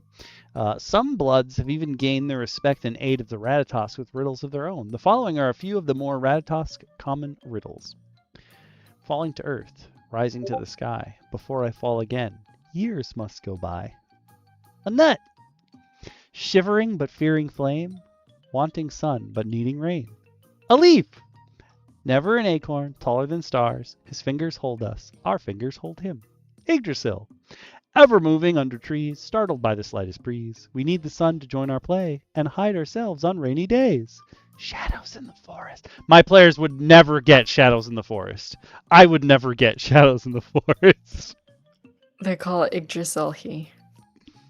You're right, his fingers. Wow. Man, they don't understand gender at all. Maybe that's why only two of them are allowed to meet. Only two of them figure it out. The two smartest in each generation. Yeah, that's slightly worrying. I won't lie to you. Ecology. It's better than the alternative. That's probably true. I mean, Ratatosk eat nuts, roots, berries, fruits, insects, growing bark, and tender leaves. They also eat the eggs of the eagles nesting in Yggdrasil's branches, one of the few foods they bother to cook. Oh, okay. In the spring, they eat the young shoots and branches the Yggdrasil offers. A few groups of Ratatosk have moved along Yggdrasil's branches into the largest and most ancient woodlands of Arborea and Isgard, where they are prey for giant eagles, giant wolves, giant owls, and giants who don't seem to realize that the squirrel folk are sentient creatures and spit them like rabbits. Oh no! They're like 5 feet tall! Not to a giant. Oh no, they're getting spit roasted. I don't like it. The spume. The spume. No. Bring it back. It's the spume. Okay. I will say I swear to God, if you're about to go, I love spume, just no. No. See, That's disgusting. Yeah, as long as you understand your disgusting nature. The int dump stat is yeah, you're right. You're right. We do have one more thing to go. Now, this is before we move on though, I do want to say thank you, Awaz, for sending us Ratatosk, because I have a feeling they're going to pop up in at least one of our campaigns. I'm looking at DM Lacara for this at the moment. I'm pretty sure that's where they're going to pop up first. But I mean, I do have a world tree. very true. Like you're perfect for your world. Actually perfect. Actually perfect. But Awaz had said, "Hey, is anybody in the server the other day?" Awaz, you were like, "Hey, is anybody gonna get Pointy Hat's new book?" And I was like, "Nah." And then I was like, "Oh yeah, I have a playtest material booklet from his new book, which I didn't even realize was his new book until you said it." But these are the Saintly Beasts from the upcoming Hearth and Home book. I don't actually know how you get this Saintly Beasts freebie. I think it's from Zaman's Guide or one of the other books from Loot Tavern that I already kickstarted. Because if you go to their Kickstarter, it doesn't have this file. It's like, I don't know where I got this file, but no, I didn't. I said I have a file, I think. And I was correct. You can check out. I'm also sending the link to you guys in the DM Roundtable, but I don't actually think that you can get this file from there. I think it came in with the other Kickstarters. But this is an upcoming Kickstarter where you can hunt, cook, and build. It's building off of Loot Tavern and other people's work where they did like Heliana's Guide, where you took down giant monsters and you used their remains to craft new items and work on spells and enchantments. But Pointy Hat was like, I want to be able to cook all the monsters. And Wild Hearth is going to tell you how to cook all the monsters and build things out of their flesh and byproducts. But here's some Saintly Beasts, because I figured I might need this. I will definitely. I don't know where this came from, but if it's, I don't think it's too big. I definitely don't think it's too big. Give me one sec. I'm gonna throw it in our chat, and I'm also gonna throw it in the Discord because it fits on Discord, and I'm also pretty sure that it's free. Like I don't. It says freebie, so I'm gonna assume. I just don't know where the file came from. I think it came from the other Kickstarters. So here are some Saintly Beasts because I needed some Celestials, and I saw this and I was like, oh, these guys, since also they're with hunting and what have you, they'd be like Cardinals. Like if someone is messing with the natural order, one of them is going to show up, and they're going to be mean. Sadly, I must win. Good night, Speedy. Thank you for joining us. Of course. Ta-ta for now. Do you want to read about Saintly Beasts, DM Lacara? I do. They're so pretty. They are so pretty. Look at them. Boop. Saintly beasts are celestials in service to one of the gods of the hunt. They are deployed by their divine progenitor when a mortal needs to prove themselves to the god, or when the god seeks to better a worthy mortal to help them in their quest. Hunting the saintly beast is itself the test. This test measures whether a mortal is sufficiently versed in the ability that a specific saintly beast embodies. If slain, a saintly beast's divine essence leaves the angelic body of the beast behind, beatifying a different beast, one that embodies the saintly beast's traits, giving rise to the next saintly beast of its type. If prepared correctly, the body of the slain beast is said to grant the traits that the celestial wielded in life. Oh. So they are born to die. And somebody else just gets their power once they die. Interesting. And then they go and become some other saintly beast. I had not read that, but totally fits that the Red Lotus would have a problem with them because they just keep coming back. I wonder if they're going to try to feed them mercury too.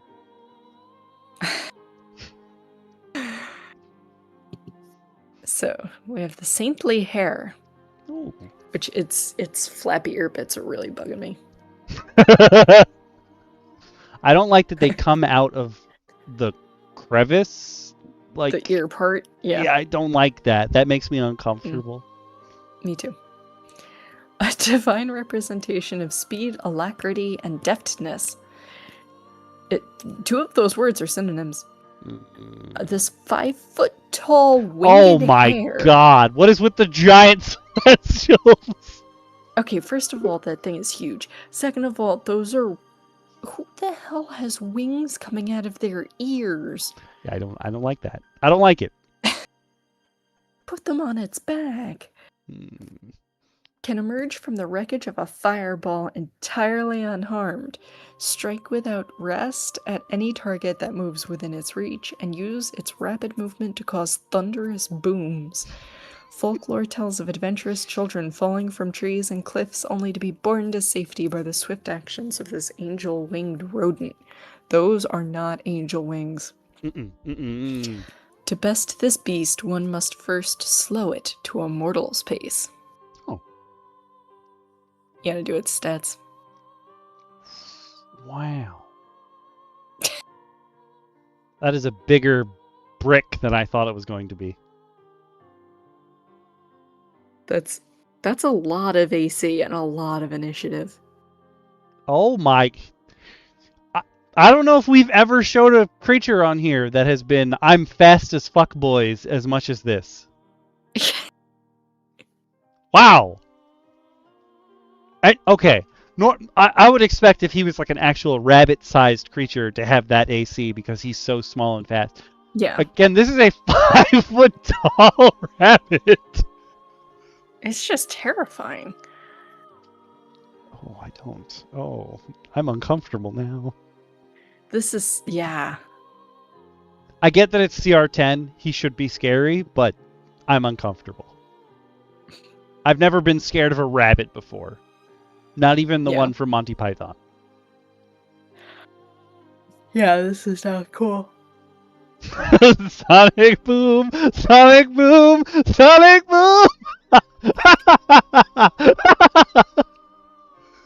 Do you think this guy hangs out with Cream? Yeah, Cream is the rabbit. Yeah. I don't remember what the chow's called. Is it Sugar? I feel like it's Sugar. Anyway. Okay, this thing's got an AC of 20. It's got a plus 10 to its initiative. Jesus. It's got 120 hit points. It can run 60 feet and fly 90. It's got a plus 9 to its wisdom saves and a plus 6 mod on its dex. It's ridiculous. Why are its saves so high when some of its stats are not? So, I'm just going to skip ahead because I was like, why is the save crossed out on dex? It's because it has Saintly Resistance. It automatically succeeds on all dex saves. He is the king of fast. He's the flip wizard.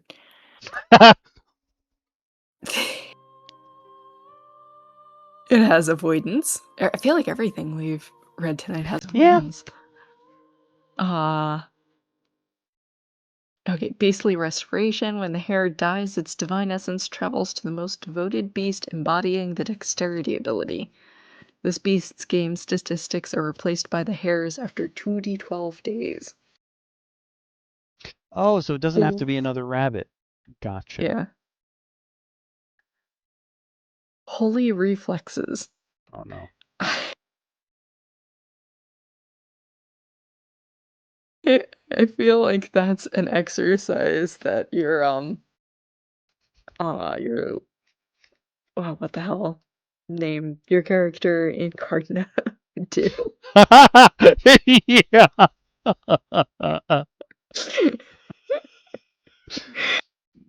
Bandorado Desperado? Yeah. Opportunity attacks against the hare have disadvantage. While the saintly hare does not have the incapacitated condition, it can make opportunity attacks without expending its reaction. If the hare takes 10 or more cold damage in a single instance, this trait does not function until the end of its next turn. Okay, so your only way to beat this thing is to have a buttload of cold spells. Yep.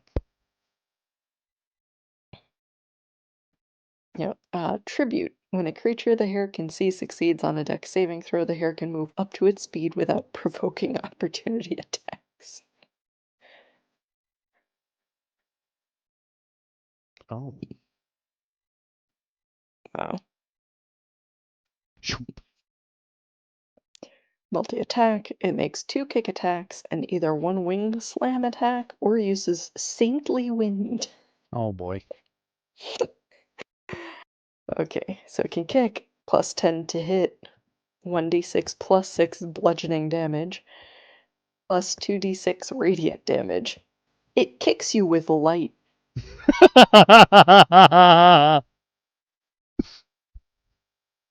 Wing slam, plus 10 to hit, reach 15 feet. 1d12 plus 6 bludgeoning damage, plus 2d6 radiant damage. I feel like the kick should have more damage than the wing slam, especially those skinny little wing bits. Yeah. And you would think that the kick would be would be a stronger blow because it's closer range. Yeah. Mm-hmm. And also, if it's 5 feet tall, have you seen the legs on a rabbit? Oh yeah. I feel like the reach should be a little better. Yeah. They're You springy. ready? You ready for Saintly Wind? Oh boy. Dex saving throw, DC 18 for each creature in a 30-foot cone. Presumably centered on it, but who knows? Failure, 3d6 thunder damage, plus 3d6 radiant damage, and the target gains the prone condition. Success, half damage only. Huh. I was going to expect that it would blind people. I was expecting that it would push them. Oh, that too. I guess. Like most thunder or wind-based things push you back. Yeah. They don't just knock you over. But, you know, whatever. And then 2 reactions. Divine Domain. Trigger. A creature within 60 feet of the hare that it can see makes a dex saving throw. Response. The hare imposes disadvantage on the saving throw. Wait, there was another thing that it can tribute. So can it do tribute and Divine Domain? Yeah. Because it doesn't say that tribute counts as a reaction. Oh no. I don't know if that's a typo. That seems pretty strong. Yeah. And then Reactive Smite. The trigger is a creature enters the reach of one of the hare's melee attacks. And the response is the hare makes that attack against the triggering creature. Interesting. I'm imagining, though, that the Saintly Wind comes from its stupid ear wings. And that I don't like that. That makes it worse. That makes it so much worse. I also feel like this could be a Digimon. Like, those are the kind of angel wings you see on Digimon, but they usually come out of your back. I hate that they're in this thing's ears. Yeah. That makes me so uncomfortable. Also, any rabbit that has the red eyes also makes me uncomfortable. So this is too much. And they're like glassy doll eyes, too. Yeah. I don't like it. Okay, well, you can do the Saintly Elk. It looks Okay. like a really, really ticked off gay guy.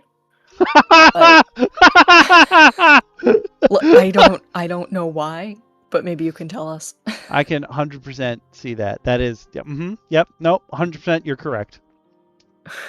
Saintly Elk. In folklore, these embodiments of vitality are said to visit the sick and injured, urging them to cling to life and bestowing them with angelic endurance in the process. Upon a saintly elk's broad antlers, it can foment the growth of myriad plants and fungus, a subsequent shake of its overgrown vegetative crown releasing clouds of pollen and spores with debilitating effects. To defeat such a creature requires one to channel the energies of unlife itself. I thought it was going to be he shakes his horns and you feel better. No, he shakes his horns and you forfeit your life. What the hell? Why are you guys so mean? What's happening here? You started off. You had us in the first half. This is Saintly Elk, large celestial, AC 17, initiative +3. Those seem like normal numbers. HP 218, speed of only 30 feet. I would have figured he would be faster. Oh, this guy must have he automatically survives Constitution rolls because he has slash through con. But strength of 18, intelligence of 14, dex of 17, wisdom of 18, charisma of 14. Because he's just upset with everybody. Look at his face. He's just upset. He's got some serious RBF. 100%. Hey, Moss, I hate you for saying, yes, clean slay. Yeah, seriously, that's exact. He's got a resistance to radiant. Then he's immune to poison, blinded, charmed, deafened, exhaustion, paralyzed, petrified, poisoned, stunned. Okay. Dark vision, 120 feet. Passive perception, only 14. I almost said 24. I mean, 24 would be higher than mine. Thank you. No, thank you. Understands all languages, but can't speak. Traits. Beastly restoration. When the elk dies, its divine essence travels to the most devoted beast, embodying the Constitution ability. So, same thing as the hare. And it could be whoever. Regeneration. That's what I was expecting it to have. The elk regains 10 HP at the start of each of its turns. The saintly elk takes 10. If it takes 10 or more necrotic damage in a single instance, this trait does not function until the end of its next turn. The elk dies only if it starts a turn with 0 HP and doesn't regenerate. So it's kind of like an ogre. Saintly resistance. Yeah, automatically succeeds on all Constitution saving throws and is immune to all magical contagions. Okay. He's immune to almost everything. Look at that list. Yeah, when they're like, oh, you have to have the anti-life equation to the Hollow Warden is smashed. You've gotta be like a lich to kill this thing. Tribute. When a creature the elk can see succeeds on a con saving throw, the elk can give 2d6 temp HP to itself, or a creature it can see within 30. Oh. This thing is never getting temp HP to anyone else. Look at that face. Oh, yeah, absolutely not. Were you going to die? That's too bad. Wouldn't know anything about it. But he has a weak constitution. Okay. Creatures with a condition imposed by the elk have vulnerability to... Oh, no. He gives you a weak constitution. Yeah. I was going to say, he's got a 23. Don't tell me he's got a weak con. No. He's got multi-attack. Saintly elk makes 2 antler attacks. Antler! Plus 8 to hit, 10-foot reach, 2d6 plus 4 bludgeoning, plus 3d6 radiant, and the target is subjected to the following effect. Con saving throw DC 18. If you fail, it rolls one of the target's unexpended HP dice. Shouldn't it just be hit dice? Expending it and he steals your hit dice? Oh my, you jerk! And I hate you! Wow. Okay. And he's got Saintly Bloom, recharge 4 to 6. Golden flowers bloom on the saintly elk's antlers, releasing a burst of deadly pollen. Con save 18. Each creature in a 30-foot emanation, so that just means it's coming out of that creature. Originating from the saintly always elk. Sounds worse. Yeah, I don't... Emanation makes me feel like every character is a wizard, and they're all like casting the same spell. Did you say I can fix him? Hey, Moss, please. He doesn't need fixing. He's stealing everybody else's hit dice. He'll be fine. On a failure, you take 3d6 poison plus 3d6 radiant, and you gain one of the following conditions. Either blinded, poisoned, stunned, or 1 exhaustion level. The target repeats saving throw at the end of each of its turns, ending the condition on a success. If you succeed the save, emotionally, maybe. And his divine domain is, if a creature within 60 feet of the saintly elk that it can see makes a con save, it can impose disadvantage on the saving throw. I'm realizing that I feel like the idea with the saintly hares thing with his divine domain is that with his tribute, every time someone goes to make a dex save, he just appears in front of them. But this guy's like, hey, did you just succeed? Thanks. I got stronger. I like it when you succeed. I'll take that. Would you like to take the saintly peacock? Sure. I actually have a traumatic story involving a peacock, but that's What? for another day. Remind me to tell you that one. Yes. Often mistaken for a mewling forest lion, I can tell you what, these do not sound like a forest lion. If you hear one outside in the middle of the night. The saintly peacock's call possesses an angelic allure it does not, causing those within its vicinity to abhor the thought of striking it. Locals tell of despairing individuals who wander into the forest to die, being mollified by the presence of this wondrous entity, and returning to their hearth inspired and heartened, but it doesn't say healthier.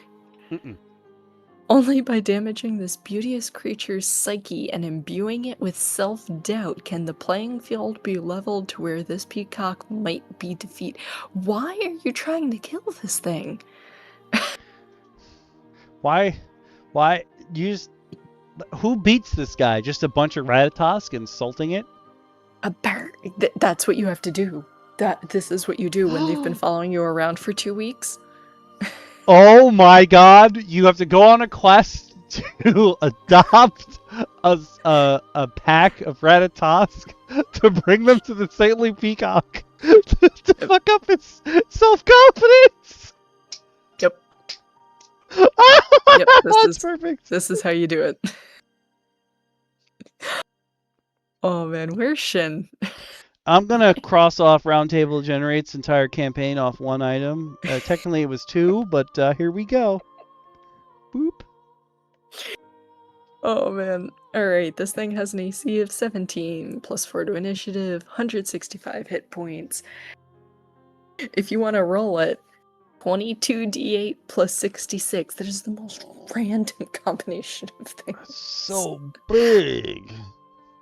10 feet speed? That can't be right.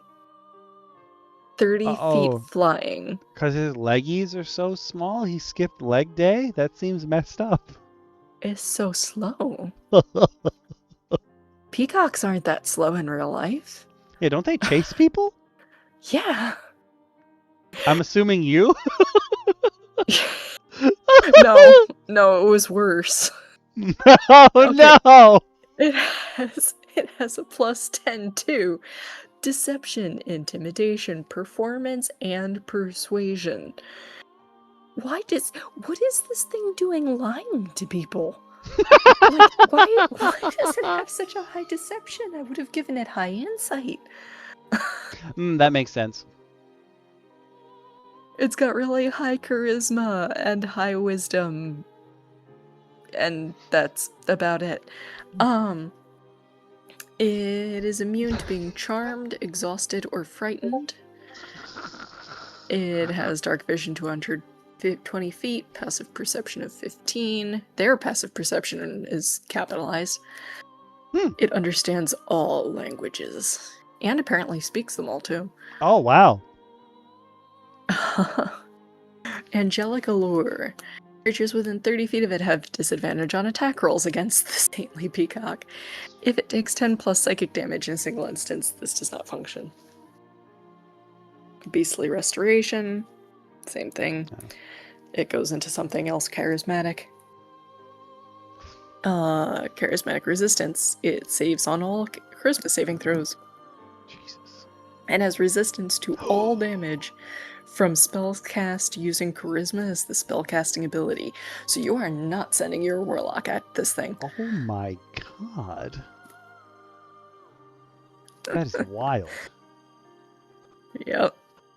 If anything else that it can see succeeds on a charisma saving throw, that creature gains the charmed condition from the saintly peacock until the end of their next turn. Oh So my your chances of even hurting this thing, of even fighting it, are so slim. Worse than a nilbog, where you have to make a wisdom save or you have to waste your action praising the nilbog. This is worse.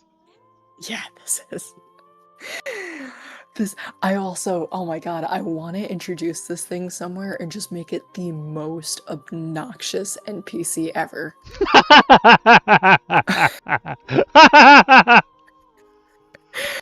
Like, nobody can hit it. Nobody can even want to fight it, but everybody wants to murder it. I feel like that's the only way to do it. Jesus. Alright, it makes 2 feather dart attacks. But it can replace 1 or both attacks with the use of Divine Inspiration. We'll have to see what that is. Alright, feather dart plus 8. It's melee or ranged attack. How is a dart a melee attack? Yeah, interesting. Reach 5 feet or range 60 feet. I guess if it decides. 2d6 plus 4 man. piercing damage plus 3d6 radiant damage, and the target has the charmed condition until end of the Saintly Peacock's next turn.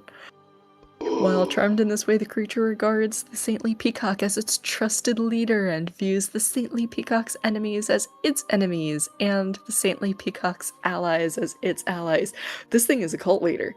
Oh yeah, this thing is is TPKing your party with your party. This thing, yeah. Okay, new idea for a campaign.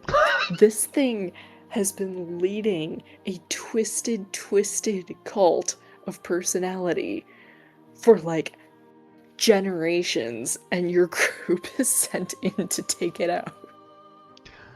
And you're all once again rogue squirrel, the perfect weapon. That's Awaz, I'm on your wavelength right now. All of the players are Ratatosk. They have been tasked to stop this saintly peacock because only they can do it. Or have they been tasked?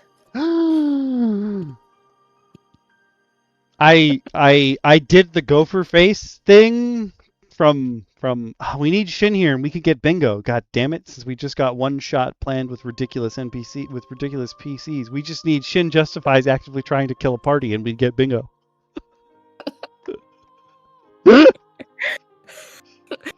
I'm not actually entirely sure it is possible to get bingo on the DM Roundtable cards without Shin. That's probably true.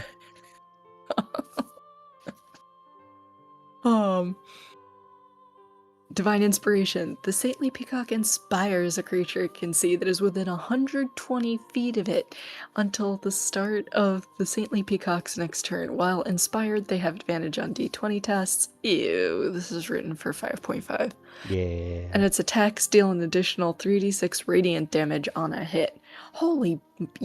that's way better than what bards get. It gives you, yeah, because it's all d20 rolls, and it basically gives you Divine Smite on top of it. Mm-hmm. Wow. Damn. Saintly Summon. The Saintly Peacock summons 2 allied Jackdaw Adulants, which appear in unoccupied spaces within 30 feet of it if it doesn't have any summoned already. And then imposes a charisma saving throw of DC 18. And each creature on a 30-foot emanation originating from the Saintly Peacock, 3d6 psychic damage plus 3d6 radiant damage on failure, and success is half damage. This thing is terrifying. This is by far the worst one. Like, this is your new boss. Like... Yeah, I know they call it saintly, but, like, none of this is like that time we read The Gingerbread Man and they were like, this could go either way. And we're like, no. No, it could not. What the hell? Is it gonna work? Oh, it does work. I didn't realize I could put words after the command. Now I know. And then 2 reactions. Its Divine Domain is creature within 60 feet makes a charisma saving throw. Response, the Saintly Peacock imposes disadvantage on the saving throw. And Charismatic Intervention. 3 times per day on a trigger of it making a saving throw, You bitch. it can make a charisma saving throw instead, which it automatically wins. Mm-hmm. Wow. Wow. I don't like that. That's me. I don't like that. I don't like that at all. You could just say it just chooses to succeed instead. Yeah. I knew it was 5.5e because of the way they arranged the ability scores, but the trigger and response, I'm so surprised that they chose trigger and response, considering how like they don't want any bad things in there ever. I'm like, you writing trigger in every stat block. It's gonna set you guys off, isn't it? What, the word trigger is a trigger now? Yeah. Are you sure about that? Oh, it gets worse. So the Jackdaw Adjulant, which has all of 24 HP, its reaction is that if something does manage to attack the peacock, the Jackdaw becomes the target of the attack instead.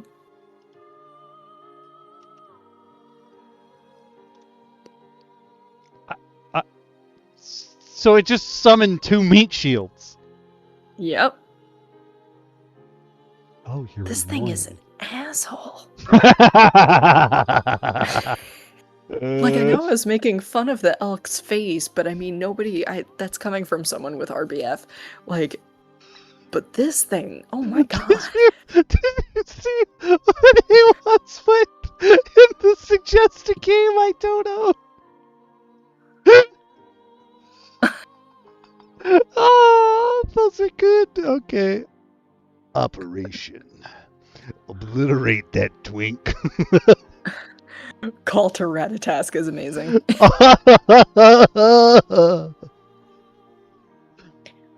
Oh my god, this thing needs to die. This is awful. Awful, Yeah. awful beast. And then the end is just like, here's the alpha player. So the cool thing is, all the Loot Tavern books have done this, but if you get any of the playtest materials, they actually want you to go use them, and they want you to go to their survey form and be like, hey, this is weird. Hey, you made a mistake here. And they will change them before they actually get printed in the book, which is super cool. They'll also, once the book gets sent off to the printer, even though, yeah, they're not going to reprint the book, they do change the digital version if they know that there's a mistake, and they will tell you. They've done that for Heliana's Guide and Saman's Guide and Ryoko's Guide. All those books that I have and haven't had a chance to read through. One day. Someday. Hopefully soon. But yes. This is part of the playtest from Wild Hearth. The super cool thing is their specialty dice for this particular Kickstarter are going to be potion vials. The Alchemist's Trove is one of them, but like this shape is going to be what their dice are, their specialty dice are. It's adorable. It's super cool. And if you like Heliana's Guide, technically this is same sort of deal. It's just there's more cooking here than there would have been before, because you didn't really cook anybody in the other guidebooks. You did turn their essence, and I know that Pointy Hat has already said that they're going to be doing much of the same thing. Like usually in the Heliana's Guide books, any of the guidebooks from Loot Tavern, you fight like a big kaiju-sized monster. You use its body parts to make new gear for yourself and new items and stuff like that.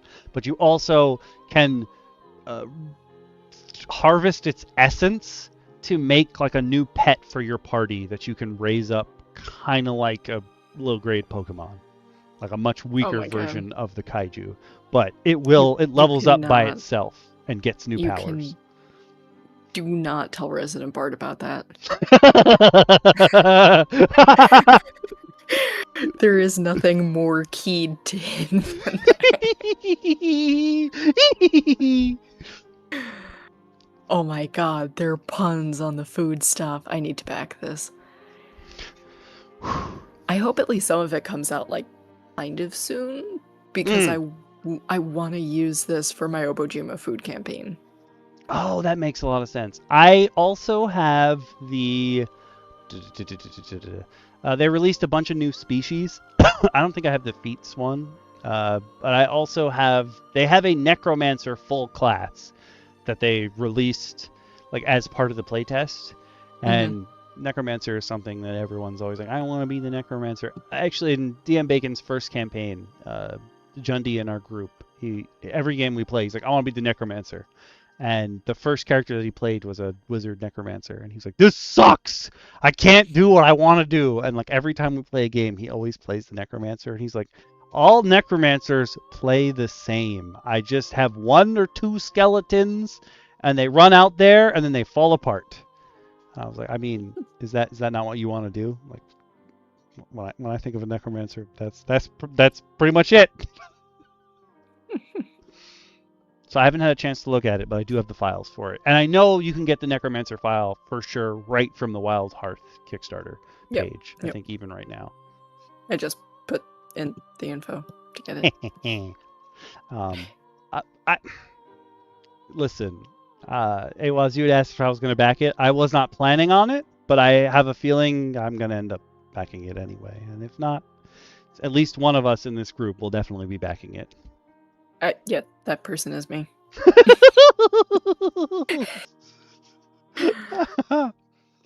Now, we're done with what I wanted to get through today, which is fantastic. We got through the Red Lotus, and we got through a whole bunch of Celestials, and it looks like we're going to have a lot of new info to go over in future installments.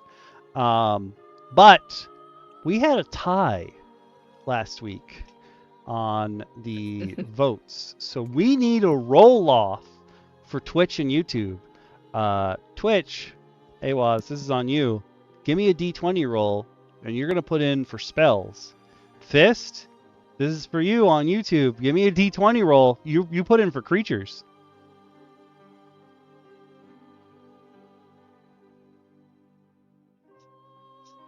Awaz got an 11. What are you giving us? I almost said Twitch. Nope. Sorry. Hello, Twitch. I know what I'm doing. No, I don't. Oh, that's true. We also... Oh, I will show you guys, since now we're sort of done with most of the work for the stream. This was what I had for bingo today. We almost got bingo. We just needed Shin. Almost.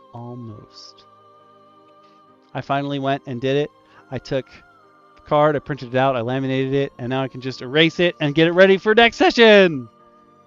But the ones that are on the red bubble are prettier. Pull up the red bubble ones. That's true. I did that at the beginning. Let me do that again. Let me do it again. Give me this. Give me this tab. Give me this. Exclamation point D20. Fist. I realized we're not on the computer. Ah.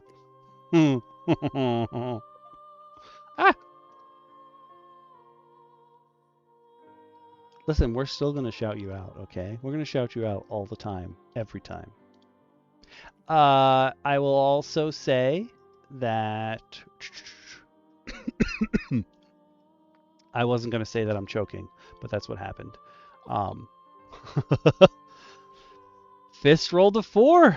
Spells wins it. Awaz wins. Awaz wins. Fatality. But we are going to add, we realized that I had made a mistake last week, but I know next week we're doing show and tell, but unfortunately, DM Lacara. You what? Hey, Waz! Oh my god. I'm going to post all the links over here in YouTube chat as well. This doesn't mean Creatures is getting knocked off the panel. It just means it didn't get voted for this time. Spells is our winner. We have to go over our new poll. We're going to put in another show and tell because it will be more than 3 streams before we get back to show and tell. Because DM Lacara wants to show off and show things off and tell people and do the things. So we will have show and tell next week, but we're adding show and tell to the list of things. But I'm going to put in all these links in YouTube chat if you guys feel so inclined you don't have to, but if you feel inclined, if you have the money and you are willing to send it to us, or, I mean, we're not going to say no, but Oh my yeah. god, you are so bad at this. Okay, people, you guys know what to do. Hit the buttons. If you have money, hit the buttons that give Okami money. There is the red bubble, and you should spend money at it.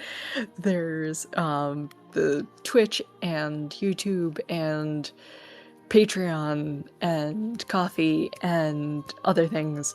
Or if you don't have money but wish you did, you can still join the Patreon at the free tier, or just like and subscribe and share us. Yeah. That's how you shill. I am bad at it. It's not my it's not my forte. Definitely not. But I will say, speaking of the Patreon, I didn't hit go, but I actually wrote up today's post. It is ready to go. I just didn't publish it. So that will go up momentarily. It is a member of the pack release and above, because it has pictures, and therefore I couldn't put it on the home brewery because I was not going to fight with the home brewery today. And I made a note that if things go up on the home brewery, they're going to be free tier stuff. That's easy peasy. Like I'm not hiding anything that's made on home brewery for anybody. That would be a dick move. But it has pictures and stuff.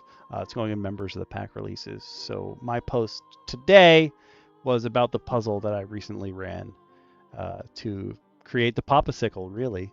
Or I guess what caused the Popasicle to happen. It didn't actually create the Popasicle. But I put up the rules that I used and sort of like a description of what went wrong, of what I thought I was going to do before I actually tried to run it. And yeah, some of it is on my players for it going wrong, mostly because they don't understand and or like the idea of stocked actions, because it uses your action and your reaction, and they don't think that's fair. So I had to change what I wanted to do, but I think that puzzle should have been run with stocked actions, considering you have to do things in pairs. But that'll be up momentarily, this week's post. And then next week will be the new polls for next month. But we have a poll to do right now. So the next topic on the list, your options are creatures, which is funny because we literally just did creatures now. Delving with your DMs, which is where we talk about things that we've done in our campaigns. Sort of like show and tell, but usually it comes down to us complaining about things. Mostly me. There's a whole section on the there's awful tales from my table, and there's also sometimes it involves a lore drop, but mostly it's just awful tales from my table. Yeah, we should really rename it from Delving with Your DMs to like Okami's therapy session. It's 100% true. I would like to talk about office hours at some point, because that I used to have office hours, and I used to have a diagram that showed how many were left, because the first year, first 8 months of my campaign, I was devoting not game time play, like 16 to 20 hours a week to two of my players just asking me questions. I was like, I can't keep this up. I have a life to live, please. Please. The next one is homework, which just means something we're not going to be able to finish in one session. Much like our one-shots, which often are not actually one-shots. 3 shots. Yeah, usually a 3-shot. It's true. But it could be about anything. And then maps and show and tell. I will bring up the... will I? Yes, I will. I'm going to change the link that I gave DM Roundtable for the DM Roundtable topics poll, because you guys can't edit it. And that means when I click that link to get there, I can't edit it. It's pissing me off. And that was a fault on my part. Alright, I gotta go to bed. Thank you for joining me. Enjoy Of your course. saintly beasts. I'm sure we're going to have fun with those in the near future, one way or another. Yep, definitely. The bowl has begun. Yeah, done with creatures. Next week's show and tell. The other question I wanted to ask both chats is for my show and tell portion next week. I don't know what DM Shin is doing. I know he has something planned. I think Clubs also has something planned. But for my show and tell portion, I'm going to be just showing off some dragon minis and talking about them. I think the better option is for me to run the stream out from where I did the map stream last time. Sorry, two streams ago, where I used the tiles. I think it's easier for me to do it in the other room. It makes more sense because my dragon minis are huge, and if I'm just like holding them in front of me, I think it's gonna be like in here. It's gonna be annoying to be like, they're so big, and like getting them on the camera. I think it's easier if I do it out there. So I was gonna ask you guys' opinion whether you think that's a good idea, but that is my guess for next week's stream. I don't know what the other people are gonna share. I don't know. I want to know though. I want to know. But yes, we have a bingo. We have a Redbubble shop that you can come on over to and talk about, and you can buy things and have our merch, and it's super cool. And I said at the beginning, I think before anybody else was really in here, that I think what I'm going to do is I'm going to get my own bunch of sets of the DM Roundtable bingo postcards. I'm going to put a QR code in the free space, and I'll hand those out if I'm at like a convention or if I'm running a game somewhere. I think that's a good idea. I think it makes sense. I think.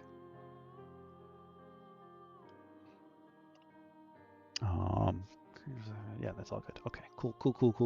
So Spells is the winner. Show and tell will make it back into there. Okay. Do that. Save this. Okay, yeah. I will move that over to the next one. I will run next stream from my dining room. I don't know what links. Also, the fact that I know what it was. I know why. I know exactly why the jukebox died. So I'm gonna summarize the video that came out yesterday on my channel, because it's directly related to this. But since Discord won't let you deafen an account without also muting it, that means I couldn't use Voicemeeter the way that I normally do to make the jukebox play. However, you can mimic what deafen used to do if you just mute everyone else in the call with you. So DM Lacara and DM Shin were already muted because they were in the chat with me last week when I figured out what I could do. Speedy was not muted. So when he came in, the audio died, and then I just replayed it, but Voicemeeter couldn't recover from like the loop of it hearing itself and getting confused. But once I muted Speedy and reset the audio files, and then it was fine. So I think that's what broke the jukebox today. I think it was because he wasn't muted to start, but I can only mute people once they're already in the chat, so that really couldn't be avoided. But now I know for the future, if like when Clubs comes in, I'll mute him, I'll reset the music, and then it should be fine. Okay. That's doable. That's doable. I will also say, where are we? Bring up the topics again. We're going to be, so this is going to end up being, I can't type in here because this is a viewable only, which is annoying. This particular date, the 9/28, will end up being spells. And then the 10/5 and the 10/12 streams, we won't be here for. We'll be back the 19th. So the poll you're deciding on right now determines what happens on the 19th. And then hopefully, my plan is the 26th will be my playtest of the second trial, the second Saruk trial for my campaign, so I can see if this works well. That is the plan. I don't necessarily know if that's what's actually going to happen, but that is the current plan. But yeah, so spells will be September 28th, 2-week break, then we come back to whatever this is, whatever the winner of this poll is. So I see we have one community vote for creatures. What are you voting for, Fist?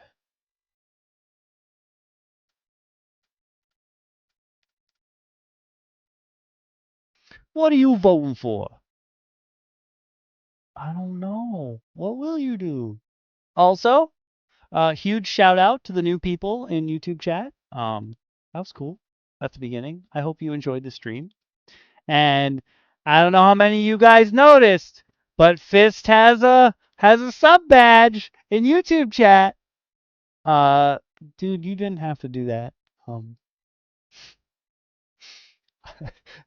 I saw I got a bunch of notifications on a video that like wasn't out to the public yet, and I was like, huh? And then I saw your your icon, and I was like, oh my god, he did the thing. He didn't have to do the thing. Delving with your DMs. I'm pretty sure my next delving with your DMs is going to end up being office hours. I'm relatively certain.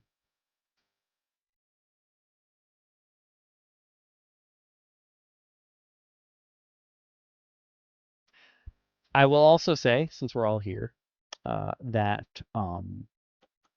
once a bunch of us are out here playing bingo, we do want to do something special for anyone who wins bingo, like the first person to win bingo. We haven't decided what that is yet. We're thinking tentatively, the winner of bingo will get 2 votes for the next poll. But I'm also thinking that, I don't know, that just doesn't seem, I don't know, it doesn't seem enough. So I'm also thinking of some other things that we could do for you. We're working on that. But while most of us still have the same bingo card, I'm thinking it's first come, first serve. Whoever yells bingo first will win it. But once we have the 5 of them going, it's really up to whatever card somebody happens to be using. We have a real competition going. And I just really like that. I like it. I like it a lot. I like it a lot.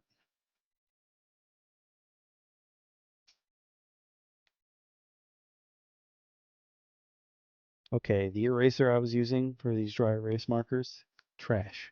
Absolute trash. But it's clean now.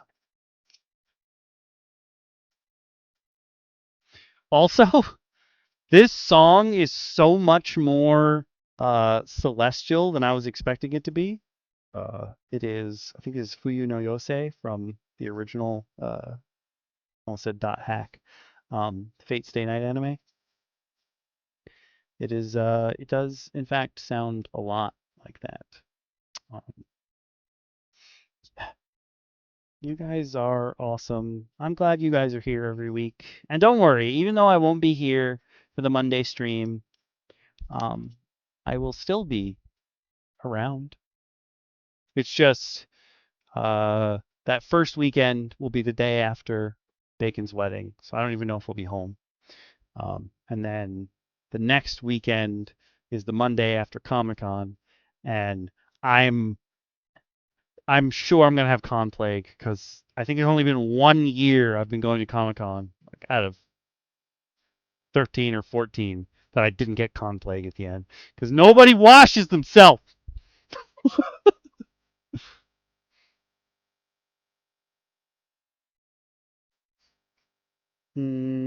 Oh, also, what will you do? What will you do? You could play Rivals. I mean, I know it won't be as fun without me, but you could play Rivals. What I will say is I finished going through all of my watch later, except for the... That's a good question. I have no idea. That's a really good question. I don't even know what kind of cake his wife likes. I should find that out. That might be important knowledge for the future. Good thinking, Awaz. Good thinking. I finished my watch later list except for how to play and how to build videos for board games and tabletop. So I'll probably be streaming those how to play videos in the Discord, which, of course, I see that poll has ended, but I already put in your information. Ha ha ha ha ha ha. If you haven't already, please come join the Discord. Come talk to us about stuff. Awaz will probably be there, and so will Fist. But I'll probably stream the how to play videos and how to build videos in there, because I had streamed the how to build videos and actually a couple how to play videos before we actually played in the Discord a while back. And we just sit there and learn, because they're all 4 games that I either already own or are like in the mail or in production on their way to me. And that means we can play them later. I also am hoping that I will be able to film more tabletop and card game and stuff like that. I'm definitely for sure using my run of the playtest as a sort of playtest for streaming in general, more tabletop and actual plays, because I'm a physical DM. So I want to be able to touch the minis and move them around and stuff like that. But yeah, that's sort of a double-sided playtest. It's both for rules and what's going on, and also a literal playtest to make sure that everything actually runs.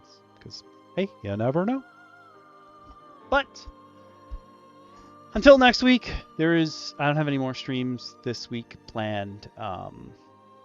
Because we did the thank you stream already. We played Zombie Army Trilogy, and even though my internet gave out, we still played for a couple hours, and we had fun. And people came and joined us, and yeah. I will probably also be playing Zombie Army Trilogy on the side with other people. Just come on into the Discord and be like, yo, I want to play Zombie Army Trilogy. I'll be there. But until next week, roll dice, be nice, and we'll see you in 1 week's time for show and tell. I'm going to show off some dragons. I have no idea what the rest of the crew is doing. Like, no idea. DM Lacara, she had something big planned, and then she realized she wouldn't be here when show and tell was happening, and she's really bummed about it. So I do feel bad. I do feel bad about that. Sorry. But it's the way the cookie crumbles sometimes. But yes, roll dice, be nice, take care of yourselves, have fun in your games, and we'll see you in 1 week's time. Bye, Twitch. Even though I'm gonna be talking to you all in a millisecond in the Discord, just come on over. Yeah, just come on over. Bye, Twitch. Bye, YouTube.